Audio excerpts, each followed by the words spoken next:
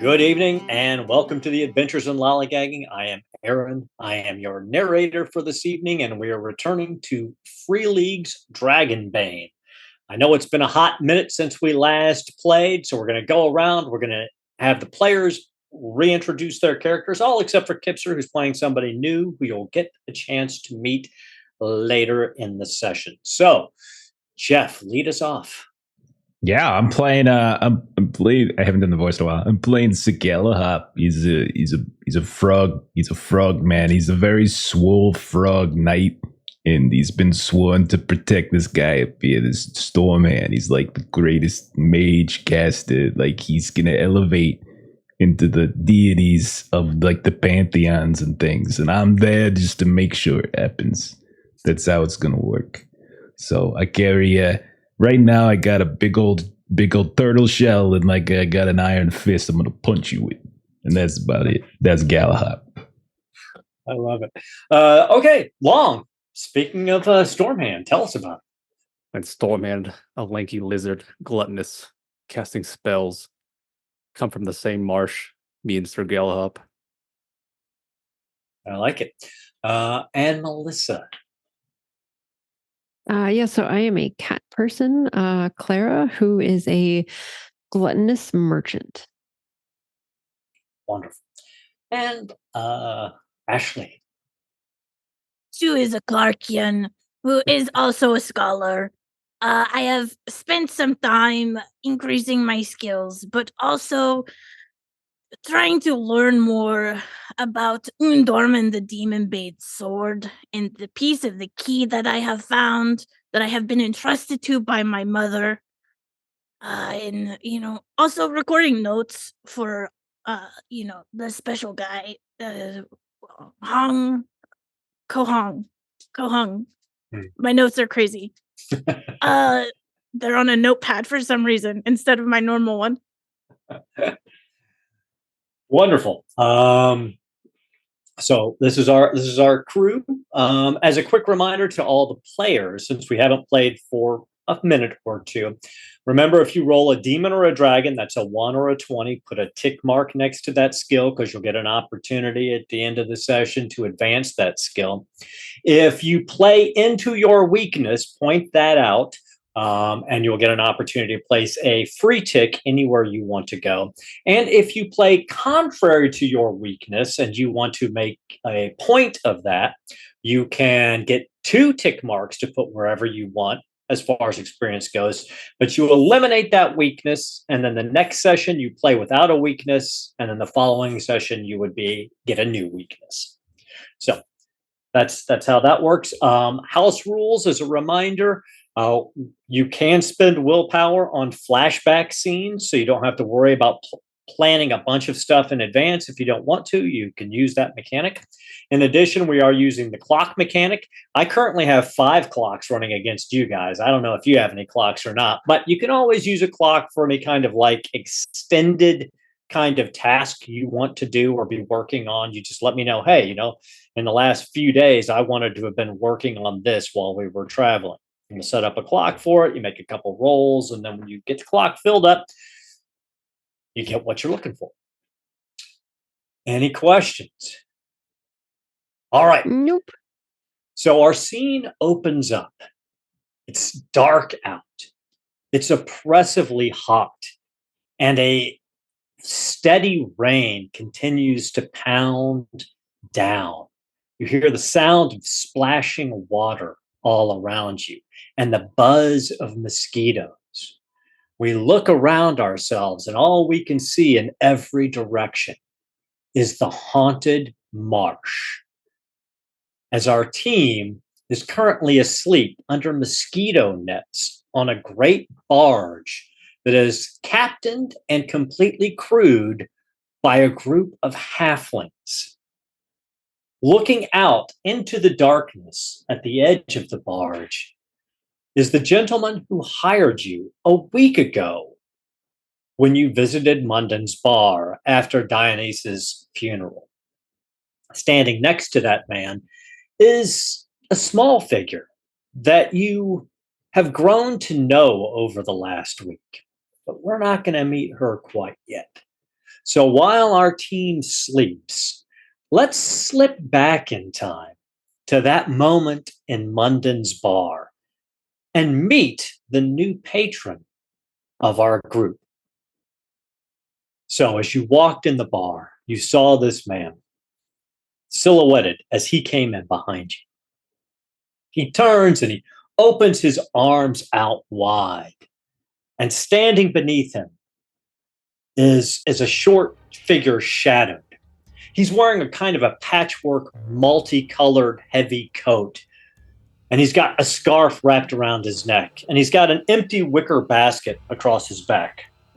And he goes, "Oh, my friends, or new friends to be. Yes, I am Pavel Voracek from the Carpathian Mountains. You must forgive me.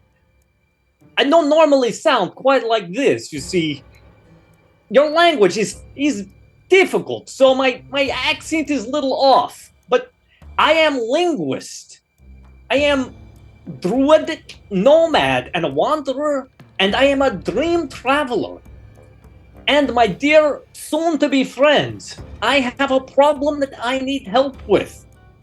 And I think that perhaps, based on what I have heard of you, you may be able to provide that help. Let me buy you a round of drinks, and I explain." Shuffles you over to a table, calls for the best grog in Munden's, and once you're all seated, he goes, "I'm also a bit of storyteller, so please indulge me. You see, the Carpathian Mountains where I am from is nowhere near here. You must understand. So, as I said, I like to travel around a bit. And I traveled here, I traveled there, and then I came here to your world. And it is a magnificent place, do not get me wrong, but I try to do my tricks, and then don't work here. So I'm like, Pavel, you're stuck.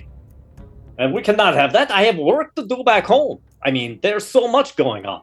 So I start to do some research, and I'm looking through books, and I'm talking to people, and I hear a legend of the tower of the Mad Mage Canonderer. You see, he, like me, is a traveler. And he came from another world named Pidweir. And Pidweir was invaded by demons. Horrible, so sad. Demonic forces everywhere, from what I understand. Never been there myself. Adjacent world I was, but not there. Well, this poor mad wizard and his bride, we must leave. So, because he's very crafty, he opened portal to this place. But because the demons were so close, when he went through, he and his wife were separated. It's tragic, drive poor Canonderer crazy. So he builds special tower to focus energy from different spheres of reality. And he spent years up at the top of his tower finding and linking portals to different worlds to his tower and writing down coordinates in his dream journal. So I think to myself, Pavel, we have to find this tower, and then I can read the dream journal and go home. Yeah? So I do more research, and I find that the tower is going to appear, probably, I think, on this world, in your haunted marshes in 7 days. So the first person I meet when I come through here is my dear friend here. And at that point, Kipser, why don't you tell us what everyone sees? You see a big pile of clothing. Well, a small, short, big pile of clothing with a wide-brimmed, gray, very classically bent wizard's hat on top, and the face covered in like 5 scarves.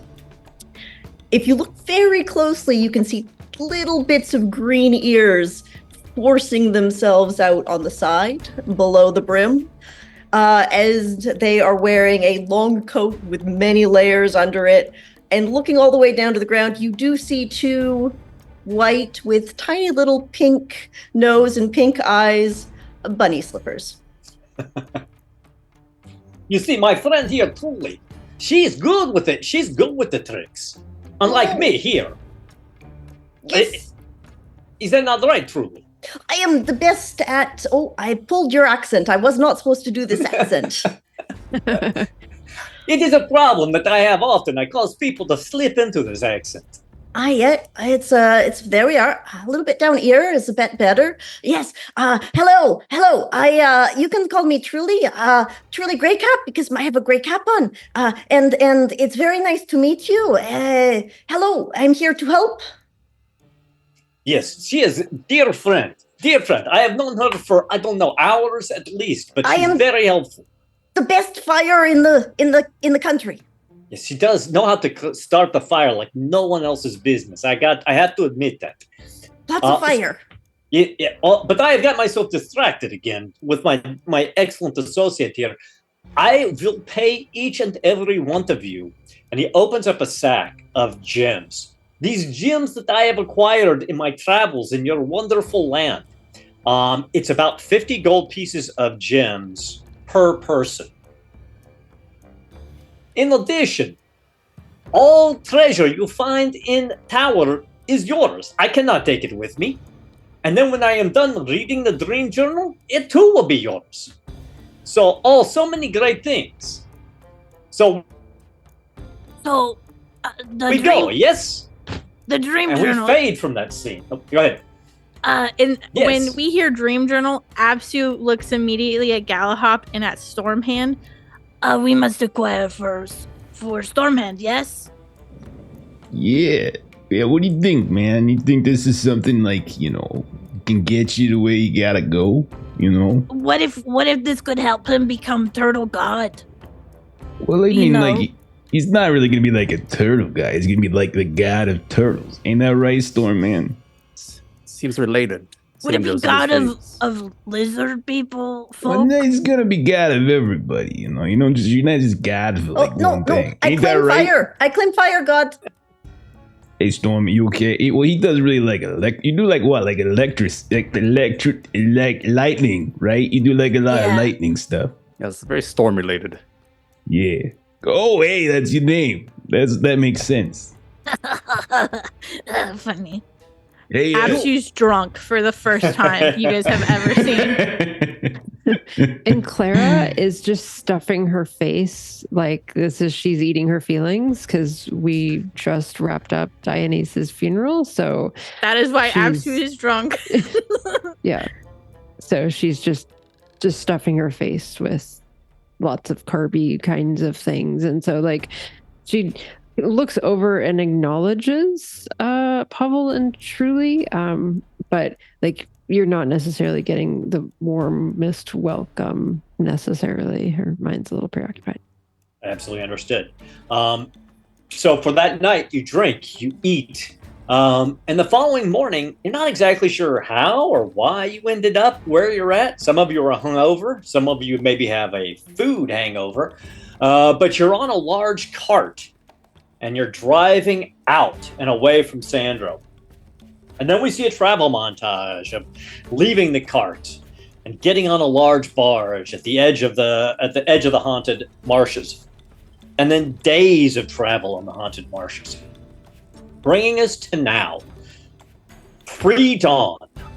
On the day that the Tower of the Mad Mage is supposed to show.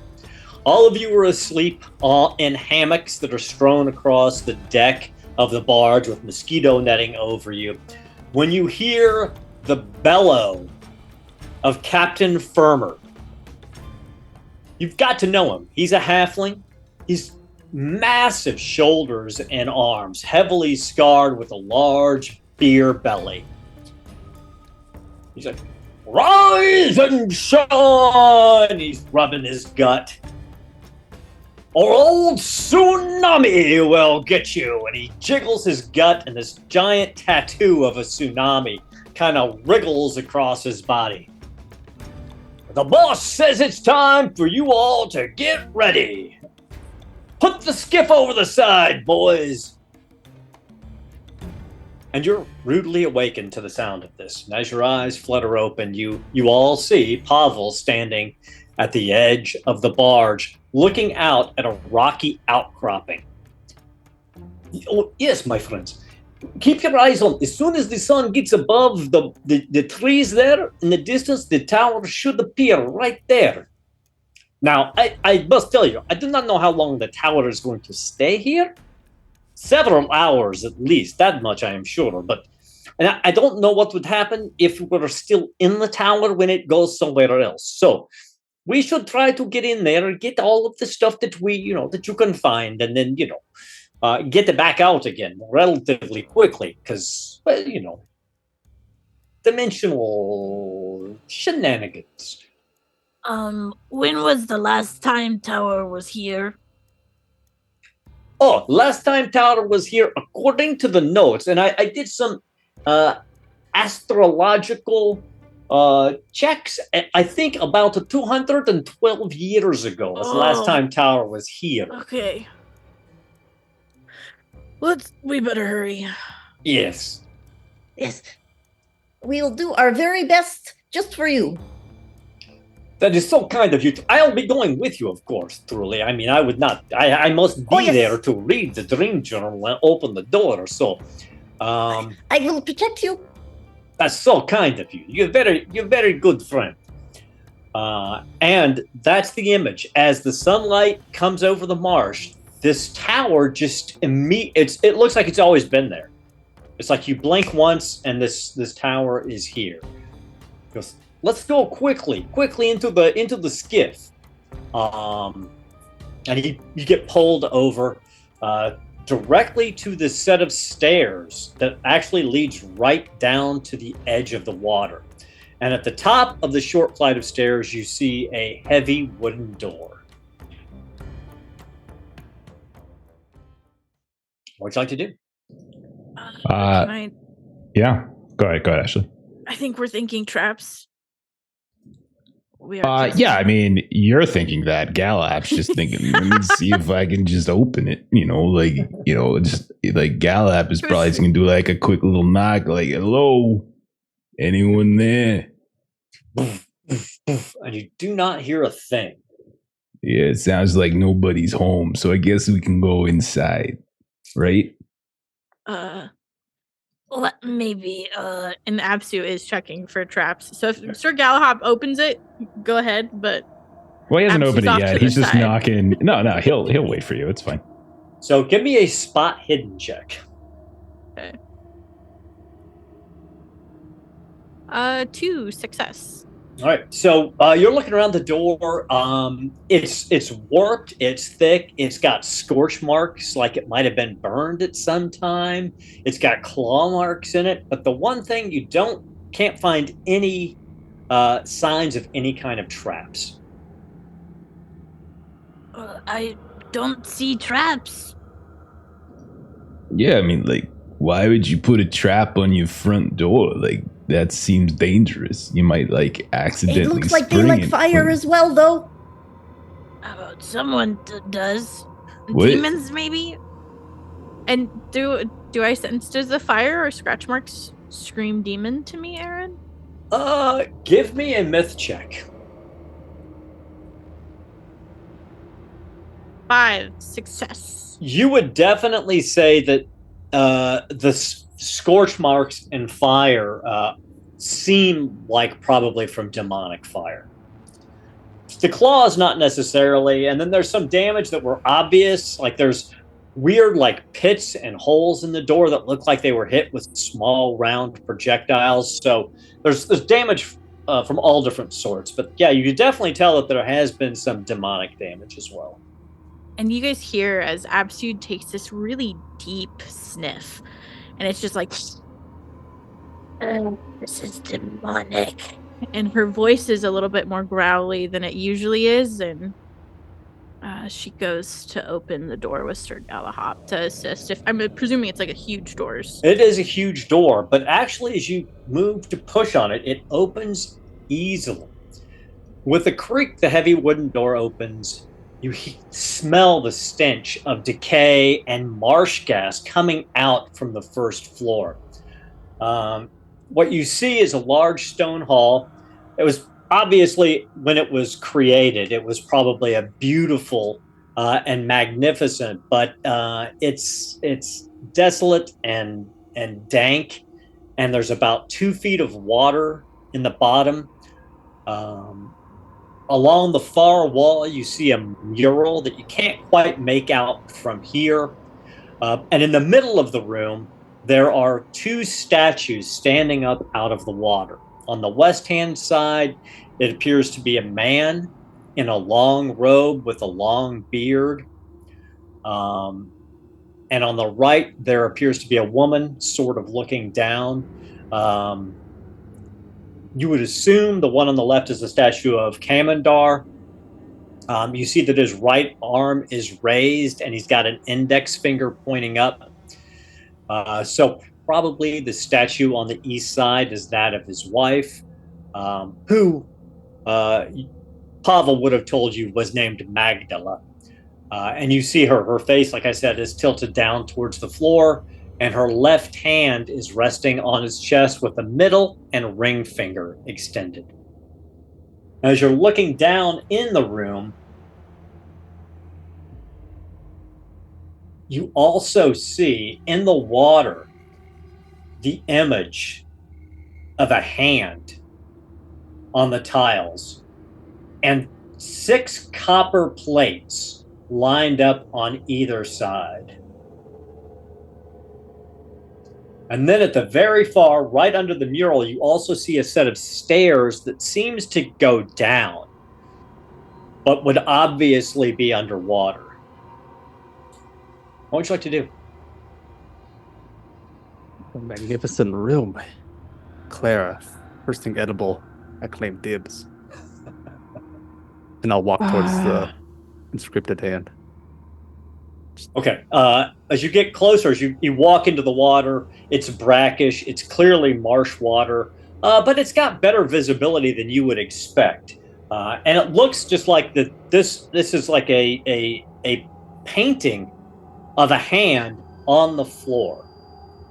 One other couple of quick points here. So there are a lot of potential puzzle situations in here. I'm not a big puzzle guy. So if you want to try to figure the puzzles out, that's fine. If you want to try to use skill checks to get to the answer or attribute checks to get to the answer, that works for me too. In addition, Pavel is with you. He is not going to be an active participant, but in each round, one of you can use Pavel to aid you in whatever action you're doing, as long as he's there with you, to provide you a boon in that activity.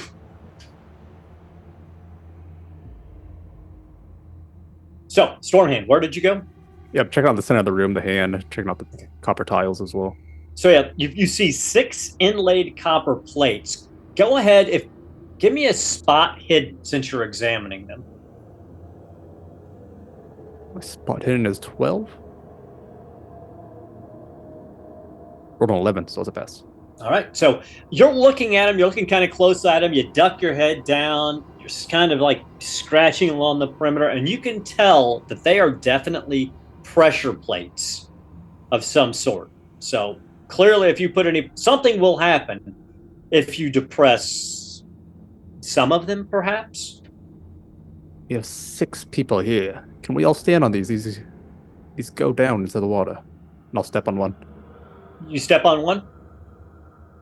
Clara will join. She'll step on one that's... Everybody go ahead, if you can, grab your token and put yourself where you're at.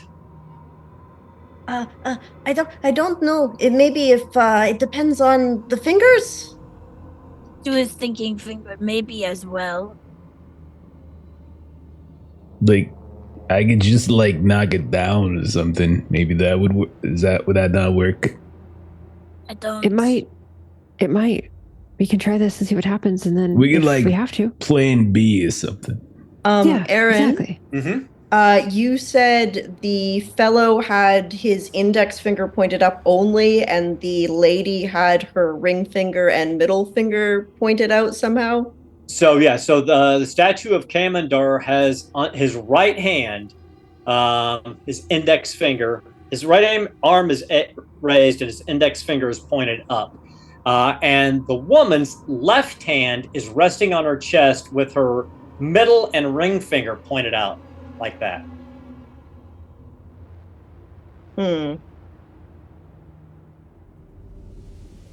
Interesting. So Pavel is back by the stairs, kind of taking everything in. So we've got Galahop, you, Stormhand, and Clara are stepping on copper. Our plates? respective copper plates, yes. Okay. At the same time, different times. Different times. We're just all walking on it. Okay. Yeah. Not too precise yet, I think. We're just sort of feeling it out. You all take 1 point of damage as bolts of electricity flare down the walls and rush through the water, and you're mildly shocked by it.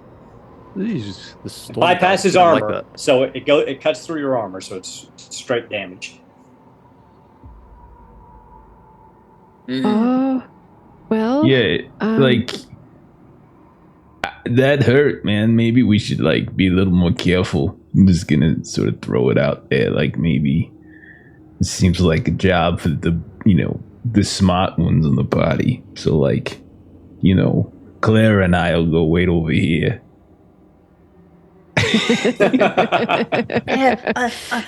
I'm smart. I can go and look at these plates. Absolutely. Truly will take a look. I guess spot hidden. You can roll spot hidden. You're not probably going to get any more information out of them than what Stormhand has already been able to provide using that. But if you want to make, let's see, either a straight intelligence check or, I think straight intelligence check would probably be the way to go to try to glean something out of it. You can push it if you would like to. Yeah, you know what? Let's push it. I will take I'll take exhausted for now as the condition. Okay. So I like it. Wow. Oh no. Wow. Wow. So you're looking just at it. rolling well No, with that's truly. so bad. What's your thanks. 19s. But so yeah, you're looking, and it's not really clicking. I mean, you think there's obviously something here. But maybe you get distracted by the stairs leading down. Maybe you get distracted by the mural on the back wall, but there's just a lot going on and you're not able to really focus down to what matters. Wow, there's a lot of cool stuff around here. Would Apsu be able to make intelligence check as well? Absolutely. And don't forget, you guys in this situation, you could use Pavel, discuss it with Pavel and get a boon on your roll. I will speak with Pavel. He's very interesting. I must say, there's some things about this room that remind me of an interesting problem I saw in Prague. We succeeded with 8. Yes. And you're looking at it, and you realize that the two statues looking across at one another, that's what's important in this moment, are these two people. So you think if you stand on two copper plates at the exact same time, two people coming together at the exact same time, it would probably work. I think, and Apsu says that. Just 2 people. But which plate of the 6? You don't think, it doesn't look, from what you can tell from the way the plates are set up, it doesn't look like it probably matters, but you think you have to depress them at the exact same time. 2 plates at the exact same time. Any more, any less triggers the lightning. Well, Galahop and Stormhand, the two of you seem like you are the most in sync, so I think the two of you should be the ones to step together. Yeah, that's like a really good point. That's like a really good point. You hear that, Stormhand? On my 3, Galahop. 3. All right. Wait.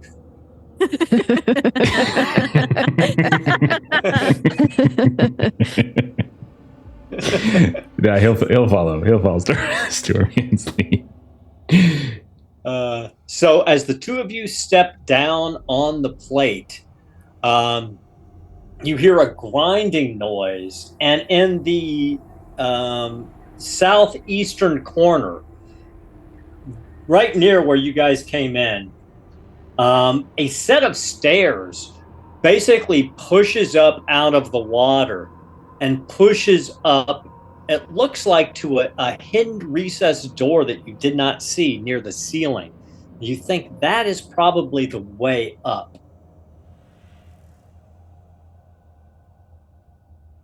I found the Alright. staircase.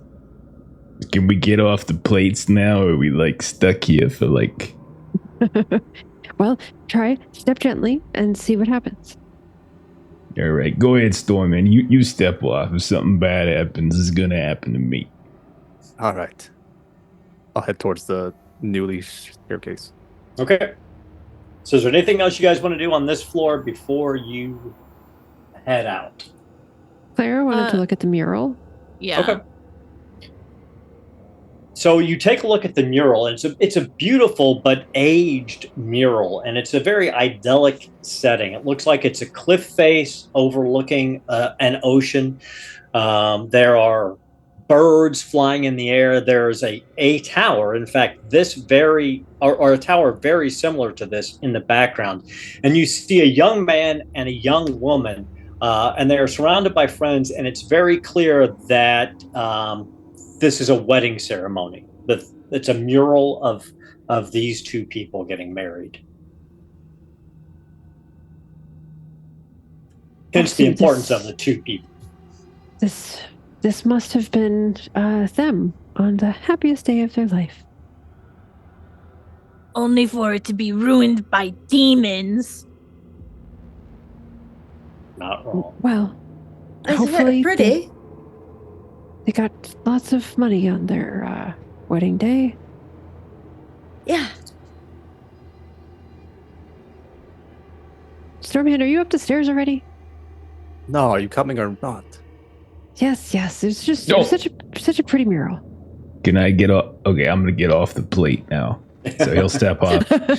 And nothing happens. After Stormhand got off, nothing happened. You're fine. The plates appear to be locked in place while the stair is here. Okay, and he'll hustle over. He's sticking close to Stormhand. That's basically his job. He's like, I didn't like that electricity thing. Like, just be careful. Like, there's some weird stuff going on in here. All right. Jeff, will you do me a favor and Yep. grab all the tokens and drag them over to this new map? Sure. So you leave the sunken floor behind and you slowly walk your way up the stair, and you come up into an area that appears to have tall bookcases stretching from floor to ceiling, forming a small maze. The sagging shelves are crammed tight with leather-bound volumes, and the room smells of paper and mold.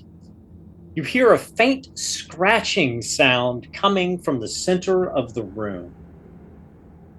What would you like to do? All of these books. Or the shelves have books in them. The shelves are covered in books. Let's just like be careful what we touch. You don't know what's gonna happen. And when you hear that, Wait, yeah. But I'm gonna grab, and Wait, she'll no. just grab the book close Oh. to her. Yeah, so as you're talking and you grab this book, you hear this unearthly bellow of rage. And then you hear this shh sound. And then you hear that scratching noise again. all right. It reminds me of my grandma's library. Please be quiet. Okay. Okay. So what would you like to do? I think Galahad hearing someone shushes us, Mhm. like gets out in front, all like valiant and whatnot, and is looking around for danger. Of course, his helmet is like covering his eyes half the time, but he's looking around for danger. He's like, no one's gonna shush me. So you guys are just walking through. You're trying to sneak. Well, how are you approaching this? Truly would start sneaking after this happened. Clara would definitely be like taking quiet steps. Galahop's not sneaking. He's moving forward slowly, but he's not sleeping. He's got heavy. I like how he's not sneaking. He's got heavy armor. He sucks at sneaking. So he's moving forward and just keeping as best he can an eye out. As you move forward past the bookshelves, you hear the clanking of Sir Galahop, and the first thing you see, Sir Galahop, as you round the corner, is you see on the floor, right in the middle of the room, is an image of a ship. And you think probably that's directly above the image of the hand that was on the floor beneath you. You see a desk, and you see a translucent figure seated and writing at the desk. And then on the opposite side of the desk, you see 3 raised pedestals. Each one of them has a book on it. But as you're moving around without any attempts to be quiet, the ghost pushes its chair back, stands up, turns and looks at you, and you can tell that this is the ghost of Kamander. The same visage that's on the statue. And he goes, "No!" And let's roll for some initiative. Uh-oh. The whole time, I think he was doing hand signals back, like 1 desk, 1 ghost. Just like. I don't understand his motions. You'll understand soon. You'll understand soon. Okay. They should all be in the. I just put them all in He's the. still loudly whispering the words as he's doing the actions. All right. Okay. So it kind of makes sense. So you weren't expecting this. You're a little startled as this ghost turns and surges towards Galahop, since Galahop is the one making the noise and is the most obvious person at the moment. Remember, I will not screw this up this time. If you choose to take the dodge action and you successfully roll to evade, that is your turn. But if you succeed, I won't just turn around and kill you like I did Dionysus. So you see this ghost lunging towards you, his eyes glowing wide. Is this something you're going to just tank, or do you want to try He has no idea what's happening right now. He's like, hey, this guy's coming at me. Right? What am I supposed to do? Oh, gee, oh. So you see your life.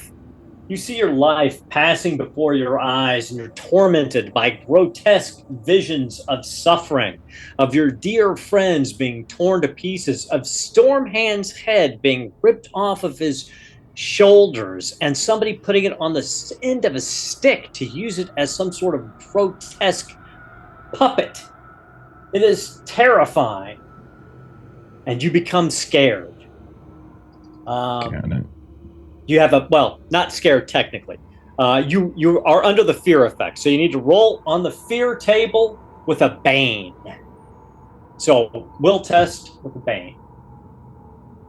Okay, so I think I suffer a fear attack. Yeah, you suffer a fear attack. You make a will check with Bane, and if you fail, you suffer the consequences. Okay, I think I am scared though. It says the victim becomes scared, suffers a fear attack, right. and gets a Bane on their will. So it seems all. That's a good point. Yeah, That's capitalized. You're right, capitalized. And that's where the Bane comes from. I think is from scared, I would think. Okay. All right. So he will. Let's see. Well, I have pretty good will, so maybe I'll get lucky. You got this. Well, yeah, I do. With a 14 as my worst of the 2 rolls, so I had a 14 and a 12. So a 14 under 15. So you you're terrified by this, and you feel this primal scream bubbling up in your guts, but you're able to choke it down because you're a big goddamn hero.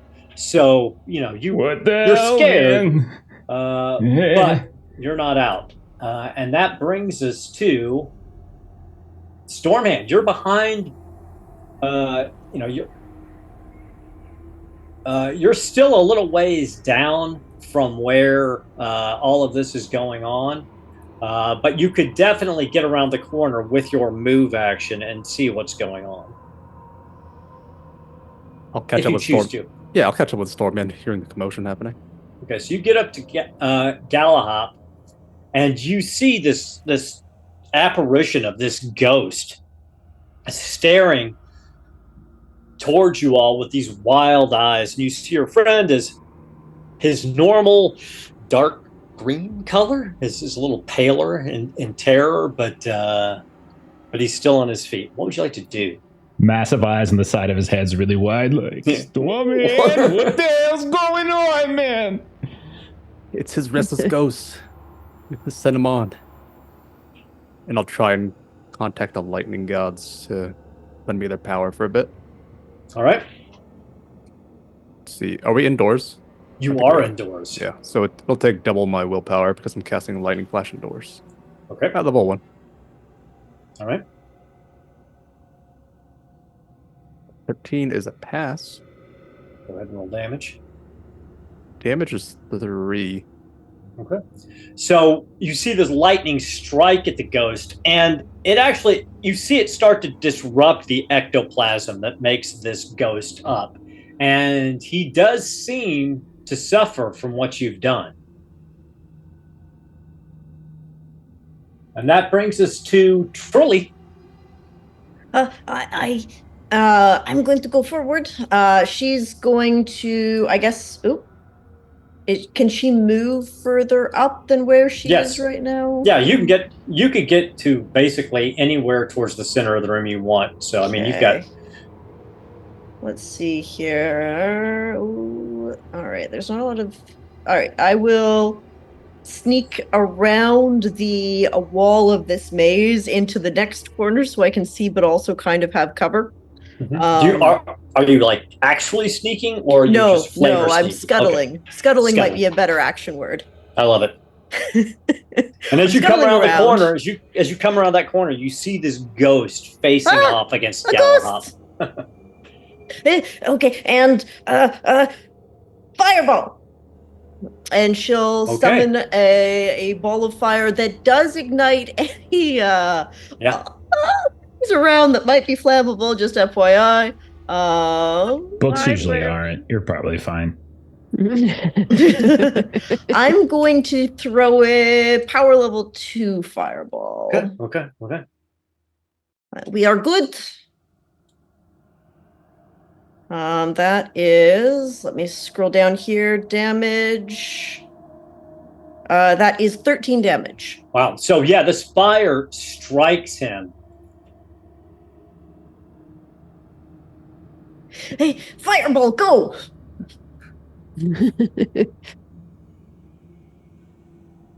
And erupts and does horrific damage to his ghostly form.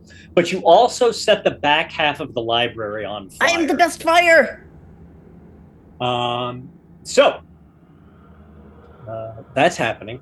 Interesting. You see Pavel go, Trulli, the books! What? Oh, sorry. I'm so disappointed. Galahop, you're up. The library is starting to go up in flames. Mm-hmm. Are there any signs of moisture in here? Anything from a fountain to a drip or anything, or is it just pure standard library fare? Just a standard library. Nothing up here like that. Are there any tapestries maybe hanging from a wall, or an old rug or something? Do you want to yeah, we'll say why not. There's a couple tapestries on the wall. That would make sense. Okay, so I know I play Galahop as like kind of an idiot, but he actually isn't an idiot, like too much of an idiot. And he does have like myths and legends. So I feel like if he's seeing a ghost, my guess is he would think like, I can't punch a ghost. What am I supposed to do? And then he sees the library catch on fire, and that means there's something he can do. And he's like, oh, I got it, Pavel. I got it. And then he's going to see if he can like grab a tapestry and start like using it to beat out some of the fire and see if he can save anything. Okay, I like it. Let's make that a acrobatics. Okay. All right. I have Bane on acrobatics because of my plate armor. Or sleight of hand would work too. Anything that's kind of like manual manual kind of. Gotcha. Let's see. So I'm willing to take some throw something out. I'll tell you if it makes sense. I'm thinking sleight of hand or acrobatics or okay. Maybe even awareness. Awareness of where the tapestry is, awareness of where the fire is the worst, and how you can tamp it down. I could see that making sense too. Sure, I'll give that a roll. I think I have a Bane on a lot of stuff, so I probably have I have Bane on that for my helm, but he'll still do it anyway because like he's not acrobatic at all, so she'll try that. Okay, so he's just grabbing he's like snatching the tapestry and just trying to like beat the fire out at this point. Nope, that's a 19, so that'll be a fail on the since I have Bane, it's a fail. So. He's just like missing it or whatever. Do you want to push it and take a condition? It's an unlikely chance for me to. Okay. Yeah, this isn't a Galahop encounter. Yeah. You see Galahop over. Now he's over here. The ghost is kind of ignoring you at the moment, as you're trying to beat out the fire. But the fire it's just too big and it's just spreading. The only thing you do notice when you get closer and you start beating out the fire on the desk. And these bookshelves around here, is you do notice the 3 books prominently displayed on the pedestal are all different from the books you've seen on the shelves. Every book you've passed looking on the shelves looks like an identical copy of the same book, but these 3 books are different. I'll give you that since you got that close. So he'll like, as he's beating, he's like, sorry, Mr. Ghost Librarian. Hey, there's some strange books up here, y'all. You might want to take a look. Something like that. Something along those lines, as he's ineffectually trying to put the fire out. Probably making it worse, just like knocking stuff all over. Like, I got this, everybody. I'm going to help you, Mr. Librarian. Don't hit me with this scary thing no more. Absu, you're up. You feel this wave of heat coming through the library, and you see the crackling flames coming up over the bookshelves as these, ancient tomes are going up like. Why would you do this to books? What? And she like scrambles with Sir Galahop to go try and like hurry up and put these out. Okay. Same thing. Like you could try acrobatics, absolute panic, sleight of hand, or awareness. Any of the 3. I'm gonna try awareness. Okay. So you're basically running over. You're grabbing the other side of the tapestry, and you're trying to help him. Yeah. And she's pulled out her sleep roll. She's throwing it down. 5 success. Okay. So you're getting the fire under control, but you think it would probably take at least another round to stop it. Okay. But it's not spreading anymore, so you're containing it in this particular area. Clara. So Clara heard loud and clear what Galahop said about the books. She's not the brightest, but kind of okay. So she's going to go take a look at those 3 books. Okay, so as you move around to look at the 3 and get close to the pedestals on those 3 books, you see the ghost's eyes tracking towards you. Doesn't move, he's just watching you. And as you look down at the books, they each have a different cover on them. So the pedestals in front of you are about 1 meter high, so it's about a little over 3 feet. You're looking down at them. The book on the left has a sword on the crest of the book. The book in the middle has a cross, and the book on the right has an eye.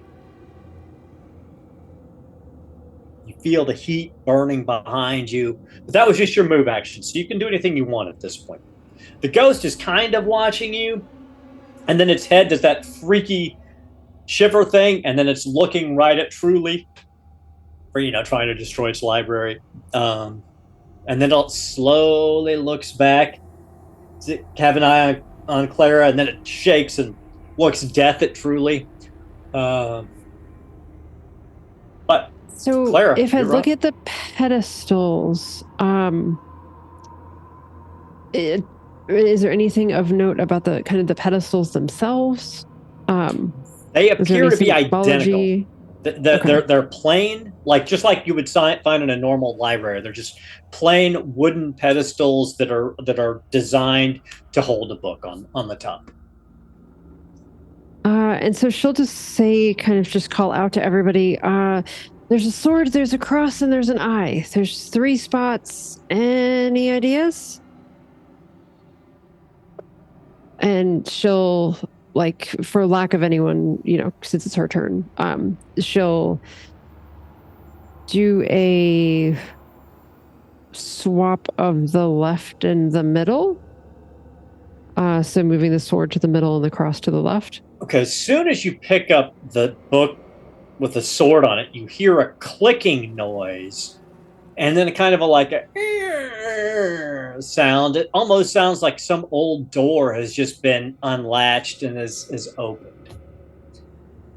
And when you pick up the middle book, you hear another click and another door sounds like it is opened. But that infuriates the ghost, and it is definitely fully focused on you at the moment. Oh, there's some doors that are open. There's some doors that are open. And now it's looking right at me. It's looking right at me. So the noise Thanks for saving me. The first noise you heard sounded like it came from up in this area, and then the last noise you heard sounds like it came from somewhere down here.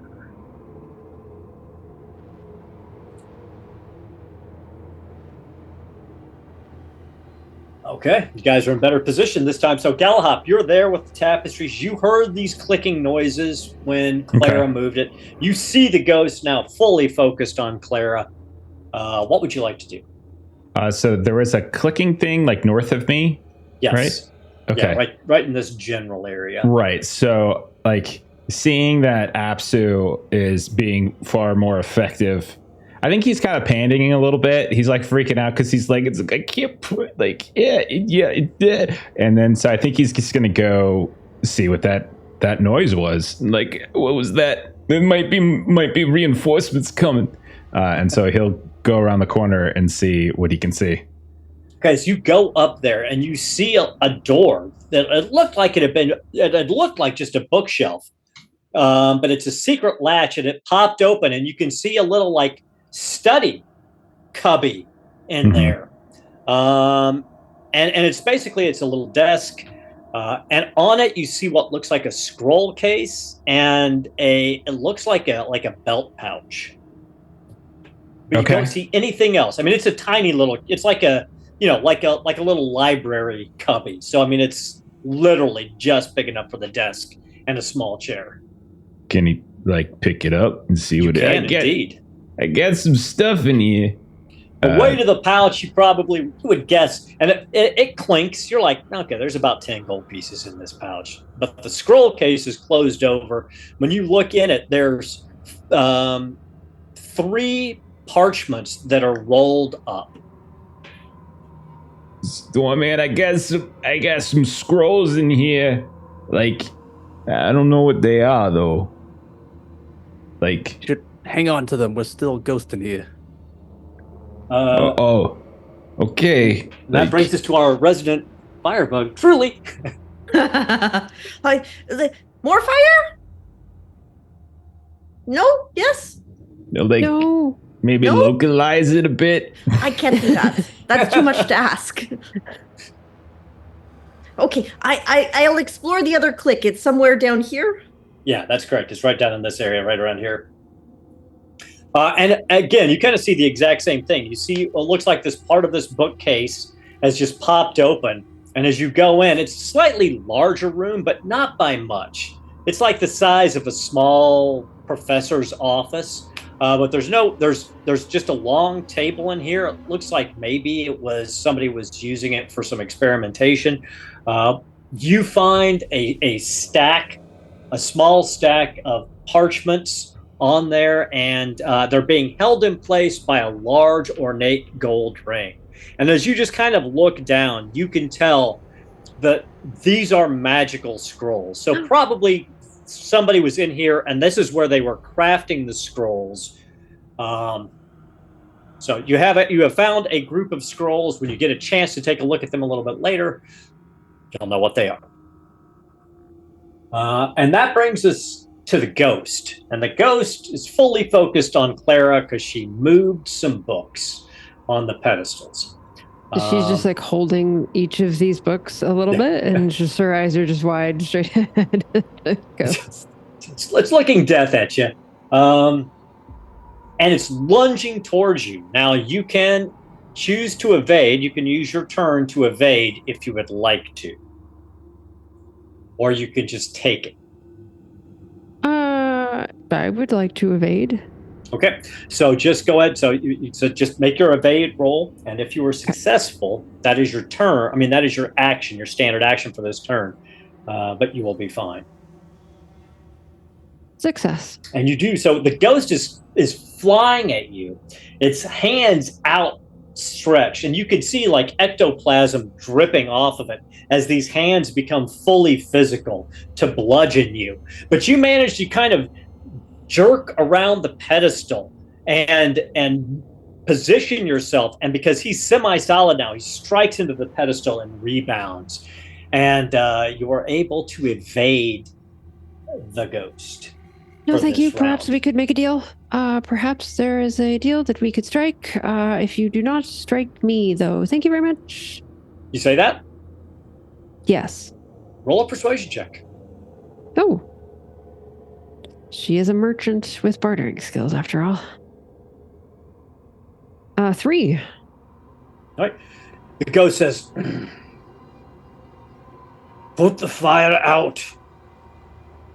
Put the books back. If you want to look at anything, look at the eye, but leave my library. I must find the door for my wife's return. I cannot be bothered by your clanking and your noise and your fire." We're really sorry about the fire. Yes, we're very, very sorry. We're trying to put out the fire. We're definitely trying to put out the fire. It seems that moving these books opens doors, though, so maybe we should try opening the other door. Put the books down. Yes. Put the books down on the pedestal where you saw them. The book, if you wish to look at anything, look at the book with the eye. Oh, the one book that I didn't pick up. Indeed. Okay. And she's hoping that the rest of her party investigated the other doors while they were open, and she puts those books back, and hopefully those people are out of the rooms where the doors now close. Okay, yes, we will put the fire out, and I will grab this book instead. And she reaches toward the eye book. And you hear another click down right here. And this is much louder. This entire wall seems to raise up into the ceiling, showing this passage. And you can all hear this rumbling noise. And he's like, "Now be quiet, put out the fire, and leave the rest of the books." Yes. So, yes. If you diligently put out the fire and try to be as respectively quiet as possible, the ghost leaves you alone. And you are able to go about your business. I'm going to hand wave. Since we're not in combat anymore, you guys can clearly take the time to put out the fire. He looks askance at you for the damage you've done to the tapestries, but he's just like, he waves you on. "Go, I don't have time for this. Go." You have lots of time, don't you? "I must find my wife. How dare you belittle my quest?" Of course. Starts to get angry again. But the mural of your wedding day was absolutely beautiful. It was Pidweir was paradise. It was the most magical day of my life. If it had only lasted, we would still be there, raising an entire family of wizards. Ah, the loss. And then he just kind of fades a little bit, and then you can only barely see him now, and you just hear the scratching sound of his pen against the parchment, and then these ghostly letters appearing. And then you can tell he's writing out the same book over and over again. It's The Fall of Pidweir. That's what every one of these books is. So if you explore where that door opened, you see a long hallway leading to another set of stairs that leads up, if you would like to follow them. Yeah. Once we get to the base of the stairs, like, I think Galahop, with kind of a shaking hand, will just hand the scrolls over to Stormhand that he found. He'll hold on to the gold for safekeeping, just to make sure, it gets split evenly. Yeah. Whoa. So it's 10 gold pieces. I'm going to go ahead and tell you guys I'm going to tell you what the scrolls are right now, just to keep things simple. The gold ring is worth about 20 gold pieces. There's 10 gold pieces in the pouch. The scroll case that you handed to Stormhand has the spell Transfer, the spell Lightning Bolt, and the spell Sleep. So 1 rank 3 spell and 2 rank 2 spells. Transfer is a general spell. The other 2 are animism spells. And truly, the spells that you found under the ring are Pillar, Frost, Fire Blast, and Stone Shield. So 2 rank 1 and 2 rank 2 elemental spells. Very cool.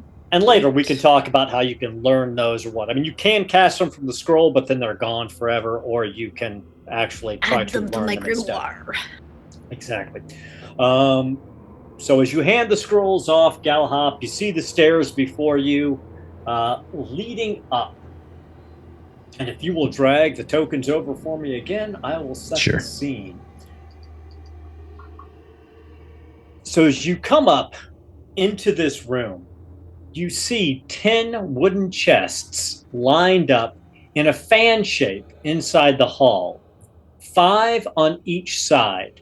In addition, you see 5 suits of plate armor along the walls, each holding a trident, and with the faceplate of the helmet up, you can see the visage of a grinning skull in each of these.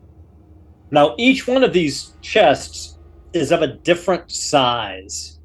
And in the center, you see the symbol of the sun.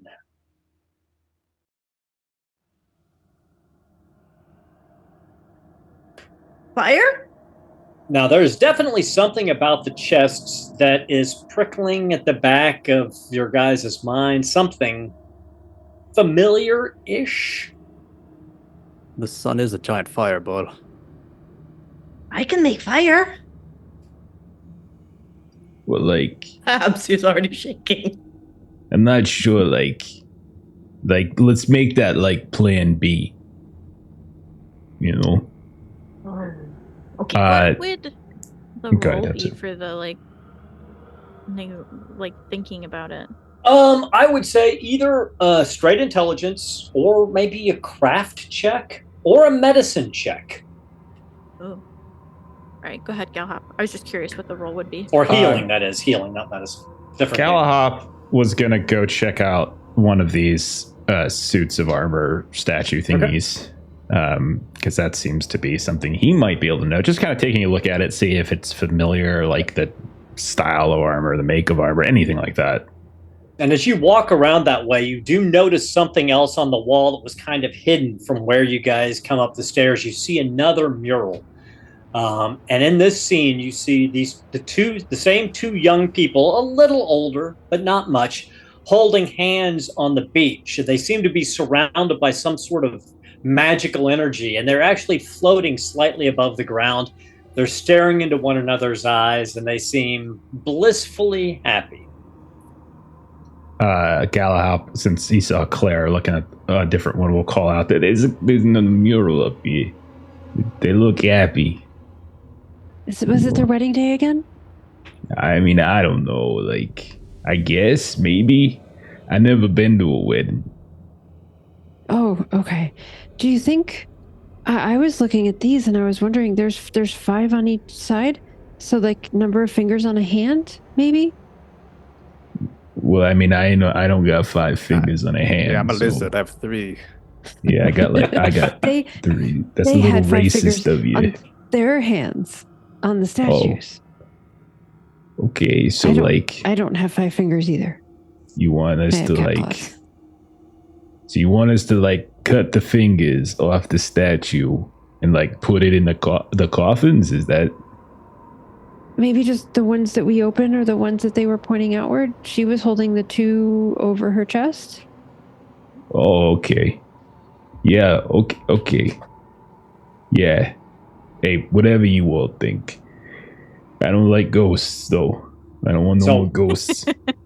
Do you go with that plan? Do you open the chests that would approximate Kandahar's 1 finger up, and then the 2 for Magdalene? If you tell Galahop, he will.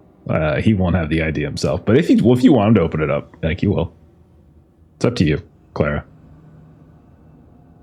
Yeah, I mean, Claire was kind of moving in that direction, just sort of talking out loud about what, like, how this seemed to look familiar to her. Mm-hmm. So if anybody wants to grab the other side of one of the lids, she'll... All I think right. this is one of the ones. Okay, Evo now. Ready? Are you sure? Positive? 100%. I do not want to fight 5 ghost skeleton knights. I'll fight a skeleton. I just don't want to fight a ghost. I would rather... Did you see back there when we thought we had to set it on fire and we just had to talk to it? Sometimes that works. Okay, I got an But idea. fire is fun. So we're talking to the coffins then? Like, I'm getting mixed No. messages. What do you want me to do? And he's Think of clearly the- freaking out a little Why bit. is this so familiar? Absu's gonna attempt an intelligence roll. All right, let's see it. 14 success. Okay. Nice. You're smart. You're looking at it and you think that, you think Clara is absolutely correct. It looks like the way they're positioned and laid out and the lengths of the different chests looks like 2 hands with the thumbs pointed up towards the north. You know, these ones at the north are giving the vibes of thumbs. Okay. So, like, If we I open had them? thumbs, I would think that. So you want me to so- open them? No, we don't want the thumb. No thumbs. Okay, no thumbs. No thumbs. Got it. Okay. Okay. He So, was yeah, so- on. Go ahead, Clara. No, which one? Which one do we do the Left First hand finger on. was 2, right the hand wife. was 1. Yes, it was the middle and ring. And the index So- finger on. Okay. These 2. Oh, My hand hey, was that's not very broken. nice. That looks bad. the left So, side or I'm not- this one over on the I'm not gonna trick you with this. You guys, know Okay. the solution, so you're able to select the appropriate 3 Okay. chests to open. And as you open them, you hear clicks. Nothing moves. Nothing else happens. As you look Absu's down immediately into looking. as you're looking down into these chests, at first you almost missed the sound of another wall sliding open and another staircase leading up, because you're transfixed with the sight in the bottom of these coffins are piles of jewels and jewelry and gems in 2 of them. And in the 3rd is a great helm made of dragon scale. Galahop, this looks perfect for you. Yeah, like, if I take this, it's like it's ghosts gonna come and haunt me from taking it though. Tell it to me straight up. So am I gonna be like haunted? Maybe we purify it first. All right. Pavel's looking at it. He's looks like a nice helmet to me. I don't know. I can purify with fire. No, you just put it on. Okay. That sounds fine. Okay, but if you're haunted, those women back at Sando, they could probably get the ghost out. I will say Absu and Truly and Stormhand as scholars and mages, you do see that it does have certain magical writing on the helmet. Oh, it has runes. Oh, I like runes. Like runes. So Stormhand or Truly could give a magic check. Absu, you could give a he literally has check. It hovering over his head, ready to put on his head. Like, just wait. Like, what? There's runes on it? Okay, what does this say? Roll your magic. Is it just elementalism that I would roll? Yeah, you'd roll elementalism and Stormhand animism. Hey, there's like my first okay roll for the day. Right. Nice. So all three of you, so Truly and Stormhand, you recognize that it does have a magical aura about it. It seems to ward. You'd think it would ward the wearer, and possibly help them be more perceptive, even though it's a great helm. And Absu, with your Myth and Legends roll, you have heard of helmets like these. They were made for dragon riders, these great helms. They give a +2 bonus to your armor, just like other great helms. But you no longer have a bane on awareness. You get a boon on awareness and a boon on fear checks whenever you're wearing the helmet. So, like, you want to wear it. The great dragon riders used to wear those. Okay, I don't want to be like cool. I don't want to be like greedy or nothing though. If anybody else wants it, I vote for you, Sir Galahop. Take it. And she pushes it down on his head. Like it was backwards. And he has a regular great helm. If anybody wants this, the problem with the regular great helms is that you get banes on awareness, bows, crossbows, and slings. So it's not the greatest. Maybe we replace it with the regular one in the coffin, like we do in Even Trade. Oh, I like that. Have this hat. Nothing else will grace my head than my trusty hat.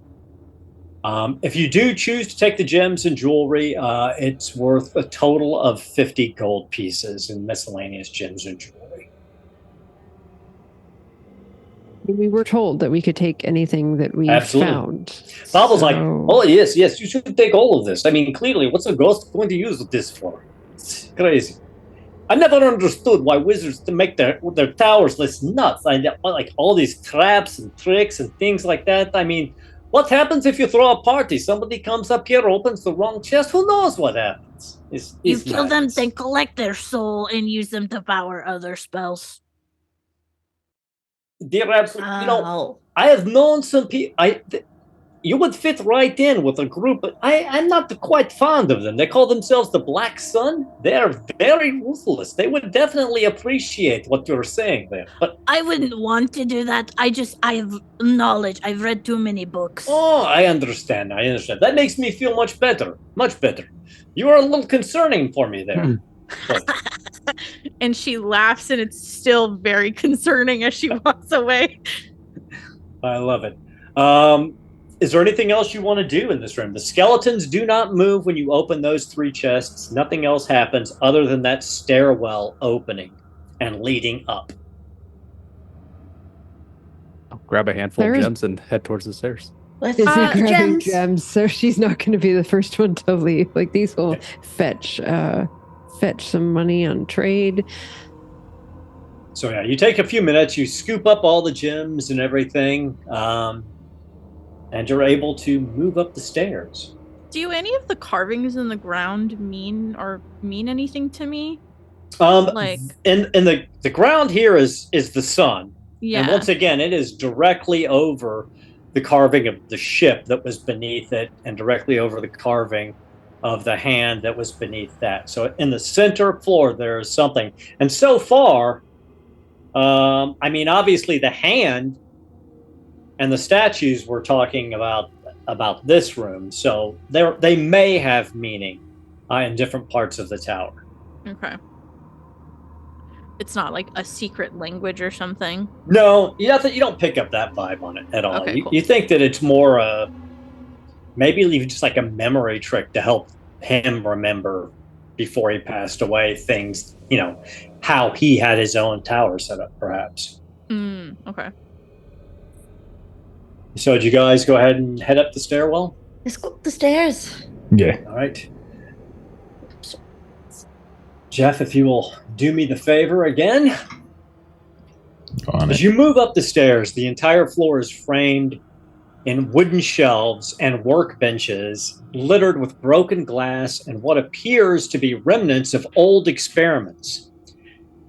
In the center of the room is a 2-meter-high arched iron cage.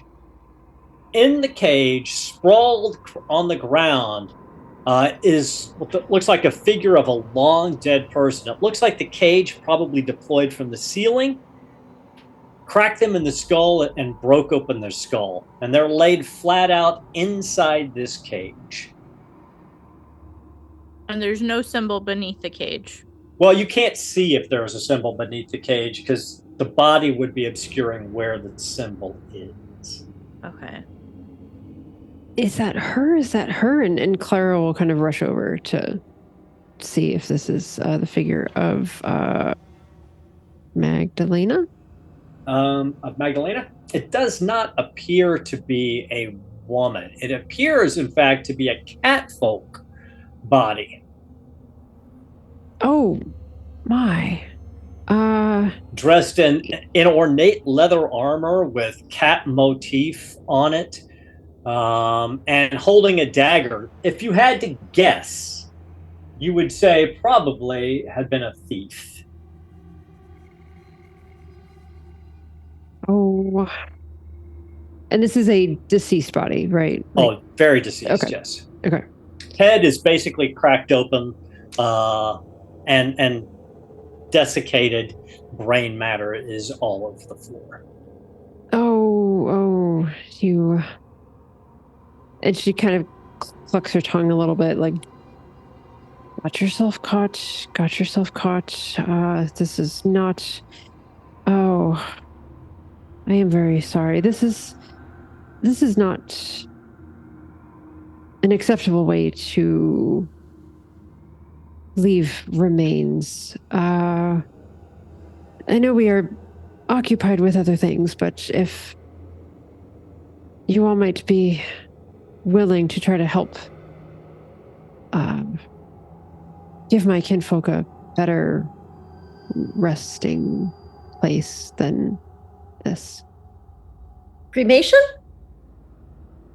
Bob's like, truly, maybe fire not the best thing to do in a chemical laboratory. Oh. Yeah. Like, if you can put it in like my pack, and like I can carry it out, and like we can find a place to like bury it and everything. Is there a mechanism somewhere to pick this up? It clearly triggered a trap. Give me an awareness check. Okay.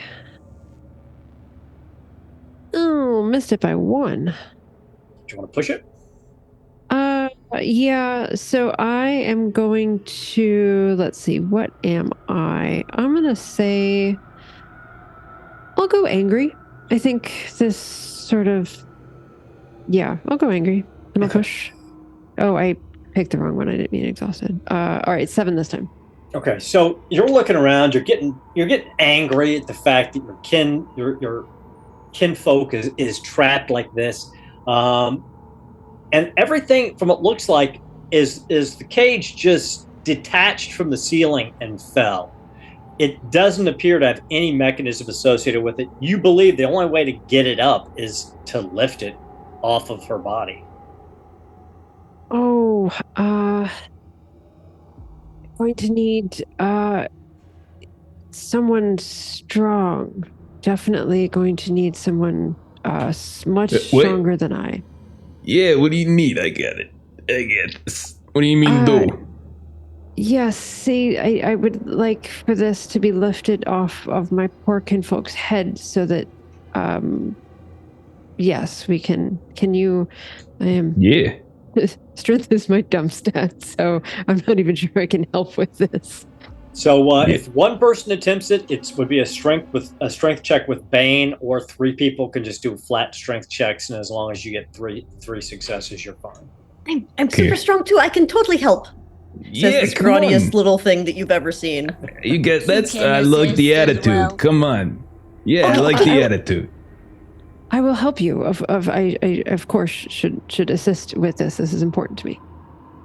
Are you sure you don't want Absu to do? No, you're right. You probably should.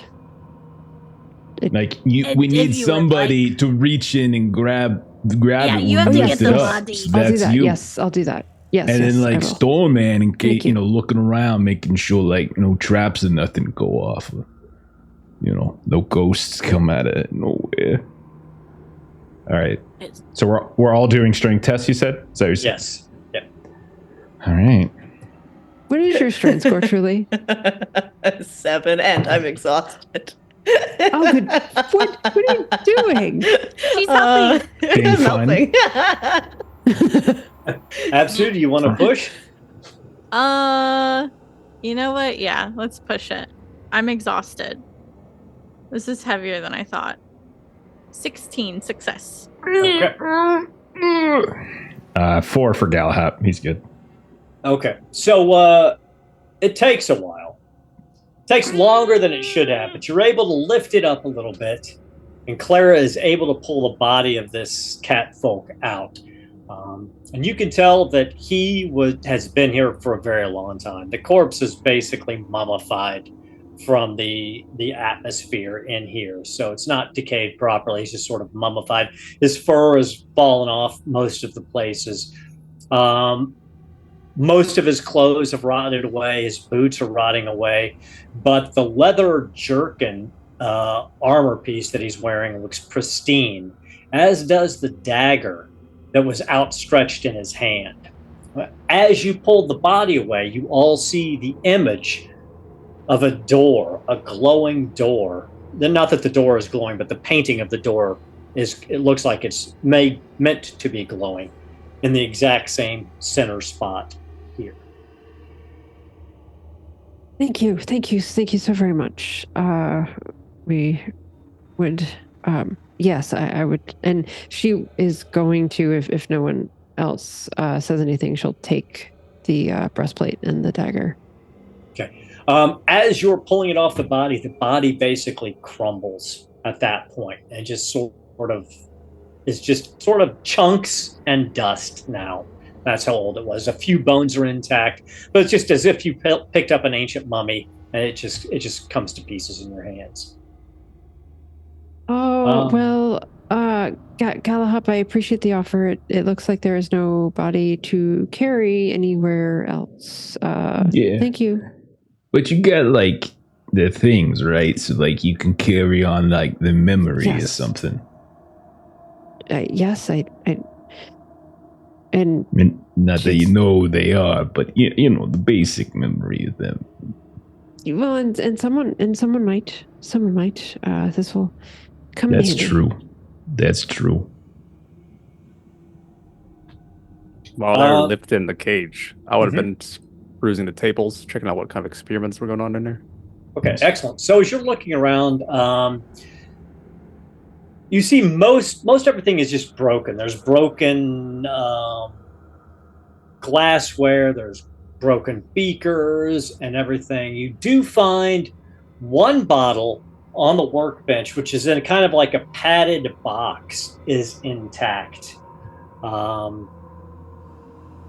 Give me a spot hidden check.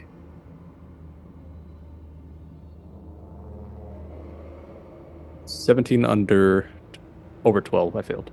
Okay, so everything else is just kind of a mess in here, but you do find this intact bottle. You do also find 2 other glass jars that are intact. One of them is a ship in the bottle, incredibly intricately done, 2-masted galley, and the other one, it looks like, is a mummified spider. But that's all you find in here that's intact. What interesting trinkets. You do, Truly and Absu, while Stormhand is looking around, and you see Clara taking this breastplate off. Absu, some of the motif, the cat motif in the armor, kind of spurs some memories for you. If you want to make a myth check, and Truly, you're getting kind of a sense off of it, so you could give me an elementalism check if you want it. Absu passes 14. Okay. It also passed. So as you're both looking at it, as Clara is taking it off, you realize that this is definitely a magical breastplate, and in fact, Absu, you recognize it as a very special kind of breastplate that was made for a very few select cat folk, assassins and sneak thieves who were towards the top of their career. It's called a Bast's breastplate. Oh. It gives Oh, go ahead. She would just relay the information as you're saying to Clara. Okay. It's magic. It gives you an armor rating of 3. It's leather armor. It gives you an armor rating of 3. And it does, Absu, you were able to tell her that it does also, when a catfolk equips it, it reduces the willpower cost of activating the 9 lives kin talent by 1 when worn. And I will drag this onto your character sheet here in a second. Oh, thank you. I was messing with a regular leather one. And I would say, Absu, you're explaining all of this to Clara. And Clara is definitely acting as if, of course, she knew this because it's catfolk, and of course she did. She did not. So you're telling her, and she's like, oh, yes, I knew that. Of course I knew that. This is I am aware. I knew that. But she really didn't know any of that, and she wouldn't have known it if you didn't tell her.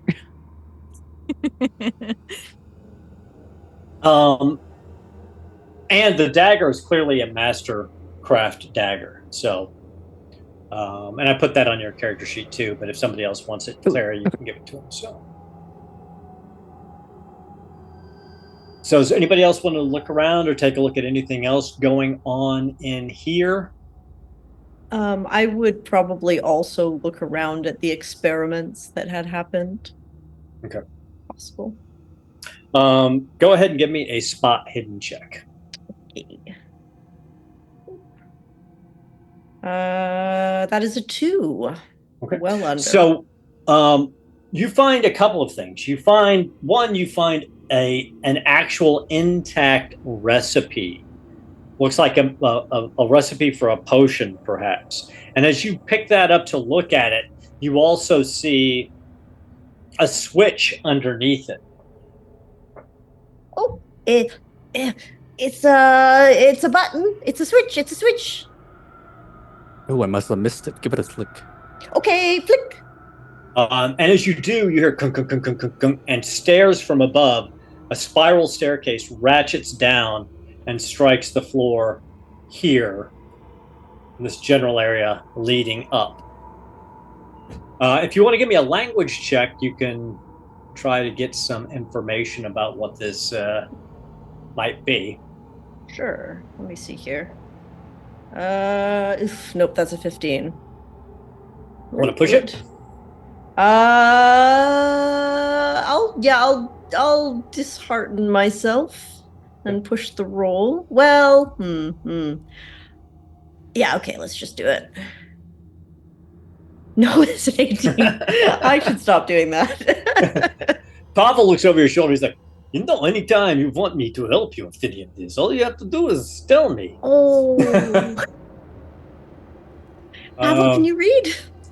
But so you've got it, this recipe in your unless somebody else wants to take a look at it, you can take a look at it again later. But don't forget, you've got Pavel as a resource. He'll give you a boon on anything that he could reasonably give you a boon on. And languages, that's his wheelhouse. Fair enough. So you've got this recipe, you've got this elixir, and then there's a couple of intact jars, one with the ship in a bottle and one with the mummified spider. Nothing else really in here is intact. Are those bottles carryable? Yeah, I mean, they're small, like tiny little, like a mason jar size. I'll take those with me then. Okay. What would you like to do?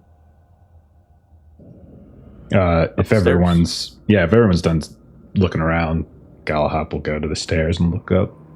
All right. We're going up. So it's like a wrought iron spiral staircase, and as you begin to make your way up,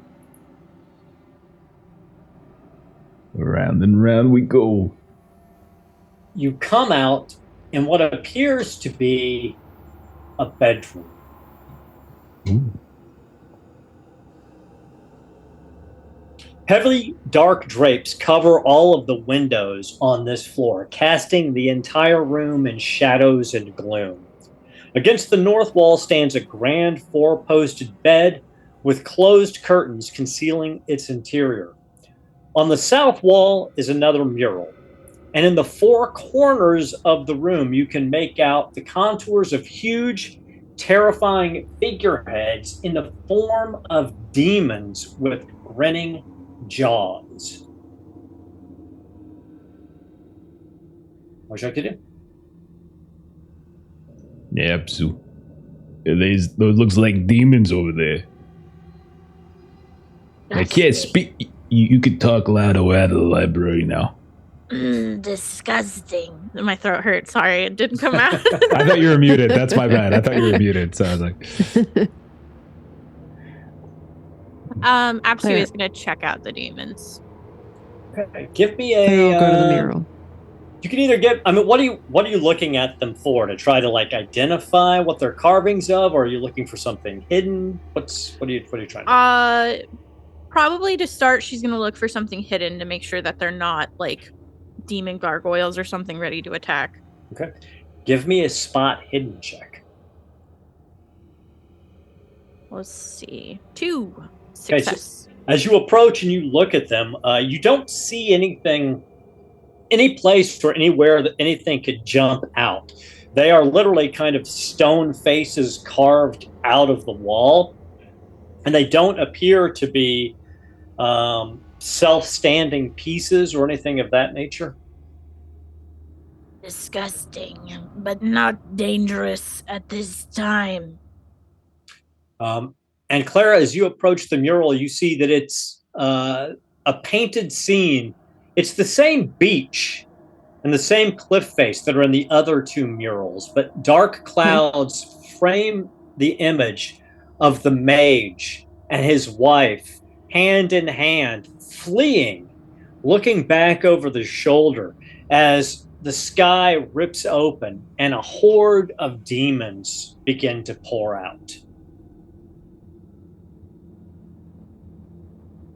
This story just gets sadder and sadder. And she kind of looks around to see what Galahop and Stormhand and Truly are up to.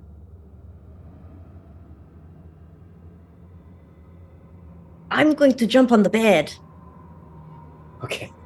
So, Truly, as you move over and you grab the curtain to open it and jump on the bed, as you grab it open, you see the body of Kamendur laid out in death and his hands are crossed. In one hand, in one of his hands, he looks like he's got an iron wand made of nails wrapped around one another, and in the other hand, he's got what looks like a piece of a small statue. But you're all more distracted by the fact that as soon as the bed curtains open, a demon pops up in the middle of the room and attacks Truly. So he gets a surprise action. Yeah, that's fair. Oh dear. Someone had to do it. Dear. So you cannot evade this. You can't dodge a surprise attack. Oh dear. So this could be fine. You'll be fine. It is going to be like Frontier Scum. So you see this guardian demon appears out of this brimstone smoke and immediately pivots and jams its spear towards Truly's legs to knock her away from the bed. And Truly is only knocked down and becomes dazed. So literally the least horrible thing that could happen to you has happened to you. But Scary. it is time for a little bit of combat.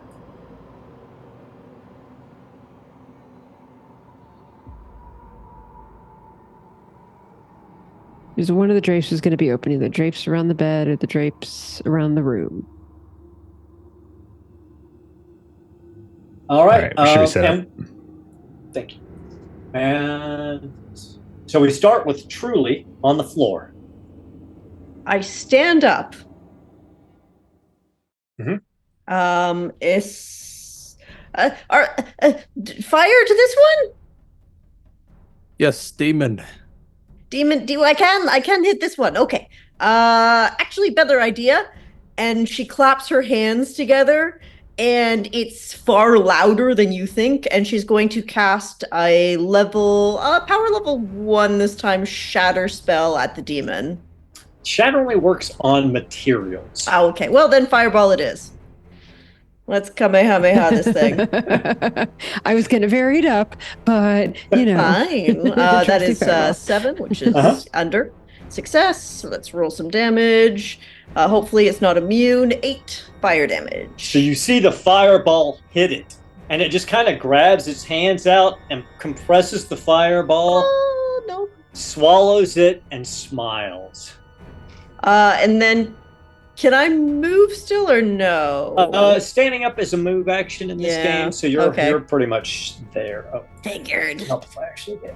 All good. But that brings us to Galahop at the top of the stairs. You see this large 7-foot tall demon in front of you with great horns coming up, scraggly beard, ragged shark-like mouth, and black eyes, with a shield in one hand and a great spear in another. Okay. So saying like, oh man, wait, it's not a ghost. And then he's going to leap into the fray. He's going to leap up on top, like right onto it. I am going to use my leaping kin ability because it does give me a boon attack. So I'll spend my 3 for that. So yeah, so he will leap across and be like, everybody protect Stormhand, and then he's gonna leap, and then he'll make an attack with his iron or his stone gauntlet. Excuse me. So that's gonna be all right. And so because I'm leaping and I'm ending with a melee attack, I get boon on this. Okay, which is good because that would have been a nat 20. So that's a 4. So that's a hit with the stone gauntlet, and then I think I need to spend willpower to get the bonus die for damage on this. Yep. Okay, so I'll do that. Then is it a D8? What's the bonus 2d8. damage? Yeah, Okay. so it's a total of 2d8. Okay, because like the base damage on the gauntlet does say D10, so I wasn't sure. It's 2d10. Sorry, yeah, it's 2d10 on the 2d10? gauntlet. Okay, I wasn't sure. All right, and then I get my Strength My- modifier. Strength modifier too. So it's another D6. So he comes leaping in. Yeah. Okay, that's pretty good. That's pretty good. That's 15 points. Nice. 15 points of damage. Not bad. So it comes in, and his armor obviously absorbs some of the impact, but you do feel your fist crunch through, and you're sure you hear the sounds of bones breaking in his body. And it scowls, and some yellowy phlegm pops out of its mouth and hits you in the forehead. Sizzles there for a second as It's you bedtime! As he punches him. He's an idiot. I love Galahop. Clara, you're at the top of the stairs. You saw Galahop leap into the fray. Yeah, and so how far away was I over at the mural? Yeah, so the mural is where there.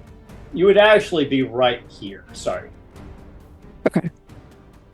So would I be able to make my way over to him and attack him from where I was at the mural? Yeah. This entire space is one movement area, so you can get anywhere in this room with one movement. Okay. So I've got this dagger that I just got. Mm-hmm. So I am going to try to stab him with it. I like it. So master crafted dagger. That's a fail. Oh, it's a success. Yeah. Yay. I'm gonna roll damage. Oh. So Rolled a 10 on a D10. So That's awesome. 11. And I hate to do this to you, but as the dagger goes in and comes out, the wound just closes. And you get the feeling that probably only magical items, a master-crafted weapon can become magical. It's prepared for enchantment, but is not magical in and of itself. So, unfortunately, as wonderful as that roll is, doesn't seem to have actually done any damage. So her to eyes it. just go wide of like, oh, this is gonna hurt. So she's moved up there and is stuck there for a bit. So she's like, oh, here. Beat it with your breastplate. That brings us to Absu. Absu, there is a literal demon right in the middle of this room. You will not have this planet, scum. As she takes the trident that she has and just goes to ram it in him. I love it. Normally, she'd try to do a roll. Like, what is this creature? How can I assist my team with how to do damage? She's kind of seeing red right now. I hear you. Makes sense. It flies over the heads of your friends and comes in with your trident. Yep.